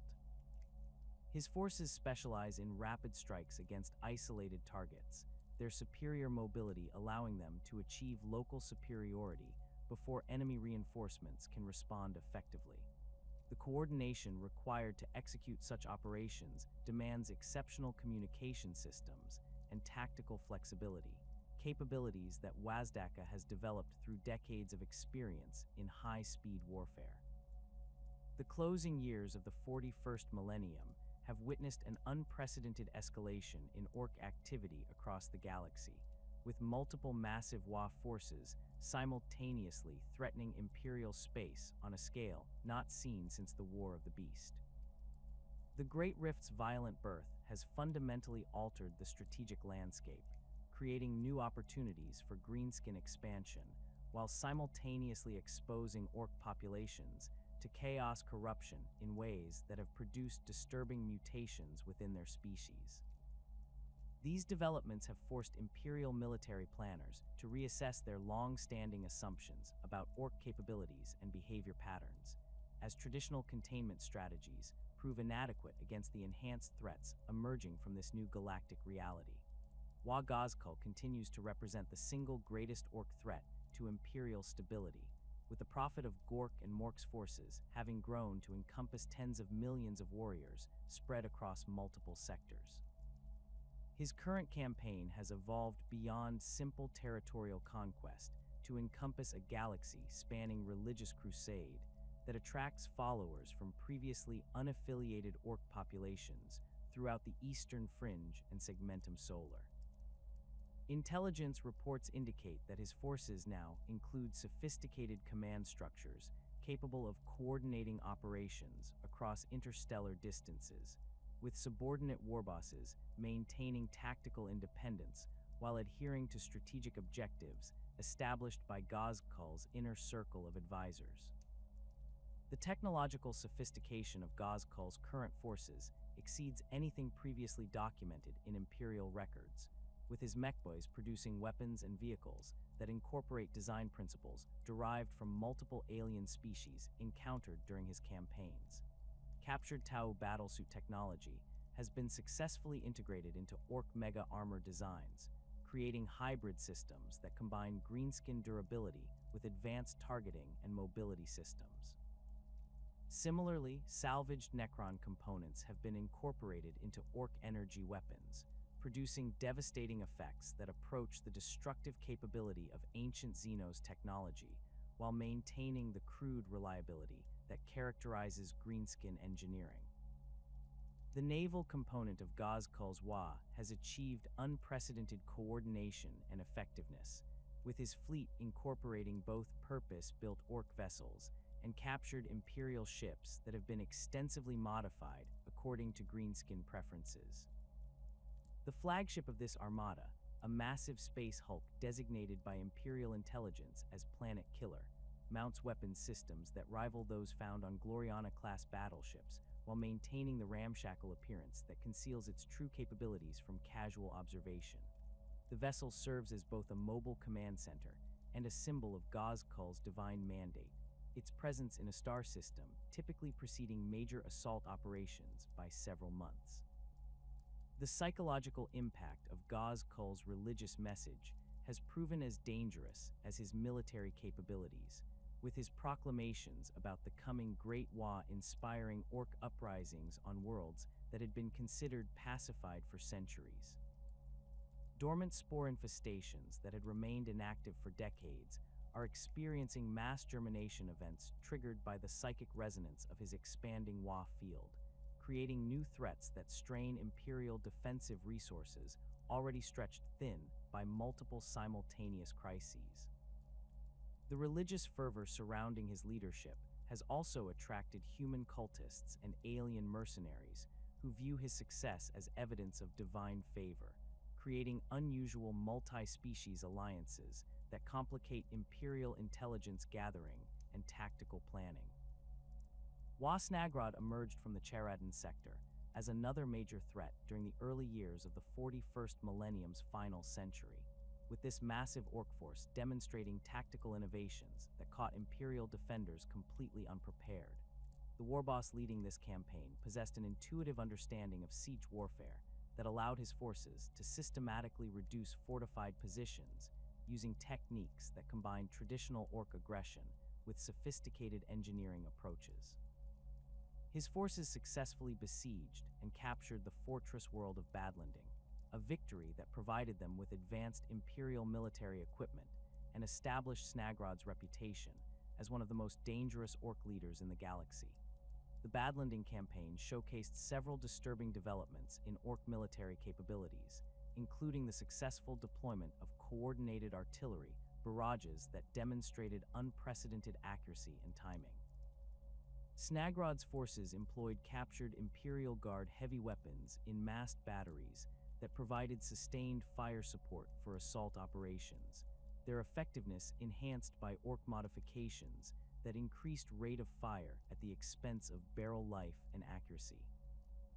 The siege also featured the first recorded use of orc tunnel networks that extended for kilometers beneath enemy fortifications, allowing assault forces to emerge directly within defensive perimeters while bypassing outer fortification lines entirely. The Space Marine response to WAAAGH Snagrod culminated in the Siege of the Crimson Fist's Fortress Monastery on Rin's world, where a catastrophic accident involving the chapter's ammunition reserves resulted in the near destruction of one of the Imperium's most storied chapters. The explosion that devastated the Fortress Monastery eliminated most of the chapter's battle brothers and destroyed the majority of their equipment reserves, leaving the survivors to conduct a desperate fighting withdrawal against overwhelming orc forces. The campaign demonstrated both the resilience of Space Marine training and the devastating potential of orc forces operating under competent leadership, with small groups of Crimson Fists conducting guerrilla operations that inflicted casualties far exceeding their own numbers. The eventual Imperial victory on Rin's world came at enormous cost, requiring the deployment of multiple Space Marine chapters and Imperial Guard regiments to eliminate Snagrod's forces and restore Imperial control. The campaign's aftermath revealed the extent of orc technological advancement, with captured equipment including sophisticated communication systems and coordination protocols that approached the effectiveness of Imperial military networks. The intelligence gathered from these sources provided valuable insights into current orc capabilities, while raising disturbing questions about the potential for future technological developments. Waaaghh represents a unique phenomenon within contemporary orc military activity, as this force has achieved the remarkable feat of establishing permanent operations within the Eye of Terror itself. Tuska the Demon Killer earned his epithet through his obsession with hunting and killing chaos demons, his forces specializing in combat techniques specifically designed to counter the supernatural abilities and resistances of warp entities. The technological innovations developed by his mechboys include weapons that incorporate blessed materials and psychic dampening fields, creating equipment that proves unusually effective against demonic opponents while maintaining the crude reliability that characterizes orc engineering. The invasion of the demon world of Khorne's Brass Citadel by Tuska's forces represents one of the most audacious military operations in recent galactic history, with orc warriors successfully establishing beachheads on a world that exists partially within the warp itself. The campaign required the development of specialized equipment and tactics designed to function in an environment where physical laws operate according to the whims of chaos entities rather than natural principles. Tuska's forces employed modified void suits that provide protection against psychic attacks, while their weapons incorporated materials that maintain their effectiveness against opponents that exist partially outside normal reality. The ongoing nature of this campaign has created a unique situation where orc forces engage in daily combat against unlimited numbers of chaos demons, their deaths and resurrections creating an eternal cycle of warfare that satisfies both the Ork desire for constant fighting and Khorne's hunger for bloodshed. Imperial theologians debate whether this arrangement represents a form of damnation or the ultimate expression of Ork nature, while military analysts study reports from the campaign to better understand both Ork capabilities and Chaos Demon tactics. The intelligence value of this ongoing conflict cannot be overstated, as it provides unprecedented insight into the combat capabilities and behavioral patterns of entities that typically remain beyond Imperial observation. The Great Rift's creation has exposed Ork populations throughout the galaxy to levels of chaos corruption previously unknown in greenskin society, producing mutations and behavioral changes that have alarmed Imperial xenobiologists studying the phenomenon. Traditional Ork resistance to chaos corruption has proven less absolute than previously believed, with prolonged exposure to warp energies producing physical and psychological changes that alter fundamental aspects of greenskin biology and behavior. These corrupted Orks, designated as Chaos Orks by Imperial classification systems, demonstrate enhanced aggression and unpredictability that exceeds even normal greenskin standards while retaining their species' natural resilience and combat effectiveness. The mutations observed in Chaos Ork populations include enhanced physical capabilities that approach those of Chaos Space Marines, with some specimens developing additional limbs, enhanced sensory organs, and natural weapons that supplement their traditional equipment. More disturbing are the psychological changes that accompany these physical alterations, including increased cunning and strategic thinking that makes corrupted Ork forces significantly more dangerous than their unaltered cousins. The tactical coordination displayed by these enhanced forces suggests that chaos corruption may actually improve Ork military capabilities rather than degrading them as it does with most other species. The technological implications of Chaos Ork emergence extend beyond simple physical enhancement to encompass the development of hybrid technologies that combine greenskin engineering with demonic influence. Weapons produced by corrupted mechboys demonstrate capabilities that exceed normal Ork technology, including energy weapons that channel warp energies and vehicles that operate according to principles that violate physical laws. The most disturbing examples include demon engines that incorporate living Ork components, creating hybrid entities that possess both mechanical reliability and supernatural capabilities.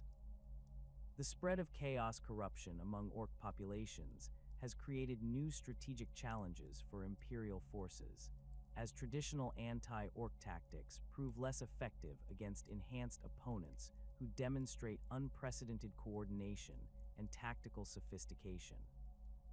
The psychic resistance that normally protects Imperial forces from chaos influence provides limited protection against Ork-generated Waaaagh fields that have been corrupted by warp energies, creating combat environments where Imperial troops face both physical and supernatural threats simultaneously. The development of countermeasures against these hybrid threats has become a priority for Imperial military research, though progress remains limited due to the difficulty of studying live specimens. The interaction between Ork forces and other Xeno species has intensified significantly during the current millennium, with multiple ongoing conflicts demonstrating the adaptability and tactical flexibility that characterizes greenskin military doctrine. The expansion of the Tau Empire into territories previously controlled by Ork populations has created a series of border conflicts that showcase both species' military capabilities while providing valuable intelligence about their respective strengths and weaknesses. These campaigns have revealed unexpected Ork adaptability to Tau tactics, with greenskin forces developing countermeasures against advanced Tau technology through a combination of captured equipment analysis and intuitive engineering solutions. The most significant Ork-Tau conflicts have occurred in the Damocles Gulf region, where Warboss Nazdreg's forces continue to pose major threats to Tau expansion efforts despite repeated attempts to eliminate his leadership.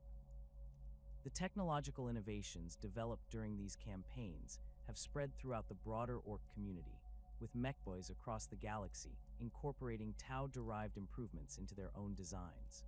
The hybrid weapons and vehicles produced through this technological exchange demonstrate capabilities that exceed either parent technology, creating new threats that require updated Imperial tactical doctrines to counter effectively.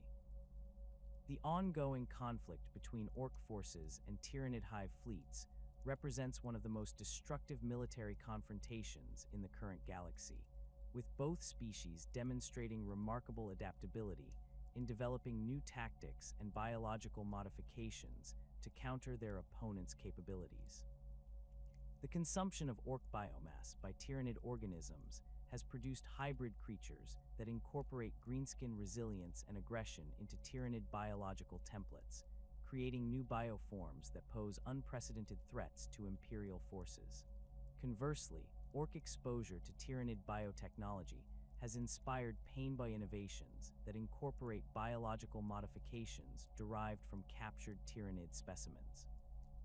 The scale of destruction produced by Ork-Tyranid conflicts often exceeds that of conventional warfare, with entire star systems becoming uninhabitable as both species deploy increasingly destructive weapons and tactics in their attempts to achieve victory.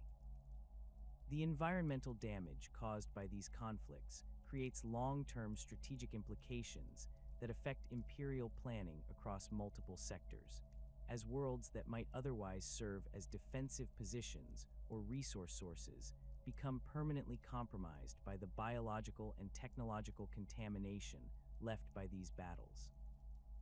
The reawakening of Necron tomb worlds has created another major threat that Ork forces have proven surprisingly effective at countering, despite the vast technological superiority of the ancient Xenos race. The crude but effective nature of Ork technology appears to provide some protection against Necron weapons systems that are specifically designed to counter more sophisticated opponents, while the unpredictable nature of greenskin tactics creates tactical situations that Necron strategic protocols struggle to address effectively. Several documented cases exist of Ork forces successfully raiding Necron tomb complexes and escaping with advanced technology that their mechboys have successfully integrated into their own designs. The psychological impact of Necron encounters on Ork populations has proven less severe than with other species, as greenskin mental resilience and their fundamental inability to comprehend the true implications of Necron capabilities protect them from the despair and terror that typically accompany such confrontations. This resistance allows Ork forces to maintain combat effectiveness against Necron opponents even when facing overwhelming technological disadvantages, their persistence and adaptability eventually creating opportunities for tactical victories through sheer determination and innovative problem solving. The eternal nature of the Ork threat to Imperial civilization stems from fundamental aspects of greenskin biology and psychology that make them impossible to eliminate completely through conventional military means. The spore-based reproductive system ensures that Ork populations can regenerate from minimal surviving populations, while their genetic programming drives them toward constant warfare regardless of external circumstances or rational considerations. This combination of biological resilience and psychological compulsion creates a species that poses persistent threats to human civilization even when reduced to minimal numbers or isolated on remote worlds. The adaptability that characterizes Ork military doctrine allows them to remain competitive against technologically superior opponents through continuous innovation and the incorporation of captured enemy equipment into their own designs. This technological parasitism enables greenskin forces to benefit from the research and development efforts of other species, while avoiding the resource costs and time requirements associated with original innovation. The resulting hybrid technologies often exceed the capabilities of their parent systems, while maintaining the crude reliability that allows Ork forces to operate effectively under conditions that would disable more sophisticated equipment. The psychological warfare capabilities that Ork forces possess through their mere existence cannot be understated, as their reputation for brutality and their resistance to conventional deterrence create fear and uncertainty among imperial populations, even when no immediate threat exists. The knowledge that dormant orc spores might exist on any world creates persistent anxiety that affects civilian morale and resource allocation decisions, while the unpredictable nature of orc military operations prevents effective long-term strategic planning in regions where greenskin activity has been detected. The religious and cultural significance of warfare within orc society ensures that their species will continue to pose threats to galactic stability regardless of political or economic considerations that might influence other civilizations. The worship of Gork and Mork provides spiritual justification for constant aggression, while the social structures that govern greenskin communities reward military success and punish peaceful behavior. This cultural programming creates a species that cannot be negotiated with or deterred through conventional diplomatic means, requiring constant military vigilance and rapid response capabilities to prevent minor incidents from escalating into major threats. The current strategic situation facing the Imperium includes multiple simultaneous orc threats that strain defensive resources while preventing the concentration of forces necessary to eliminate any single Waaaagh completely. The coordination between different orc forces, while limited by their natural tendency toward internal competition, has reached levels that suggest possible external influence or the emergence of exceptionally capable leadership that transcends traditional clan boundaries. The implications of this development for future imperial security planning cannot be overstated, as coordinated orc operations could potentially overwhelm defensive systems designed to counter individual Waaaagh forces operating independently. As the 41st millennium draws toward its close, the orc species stands as one of the most persistent and adaptable threats facing human civilization. Their combination of biological resilience, technological adaptability, and cultural dedication to warfare ensures that they will continue to plague the galaxy regardless of whatever other crises may emerge to threaten imperial stability. The green tide that has swept across the stars for millions of years shows no signs of receding, and the continued evolution of orc capabilities suggests that future threats may exceed even the devastating campaigns that have already shaped galactic history. In a universe filled with horrors beyond imagination, the simple, brutal effectiveness of the orc war machine remains one of the most enduring and dangerous forces that humanity must face in its struggle for survival among the stars.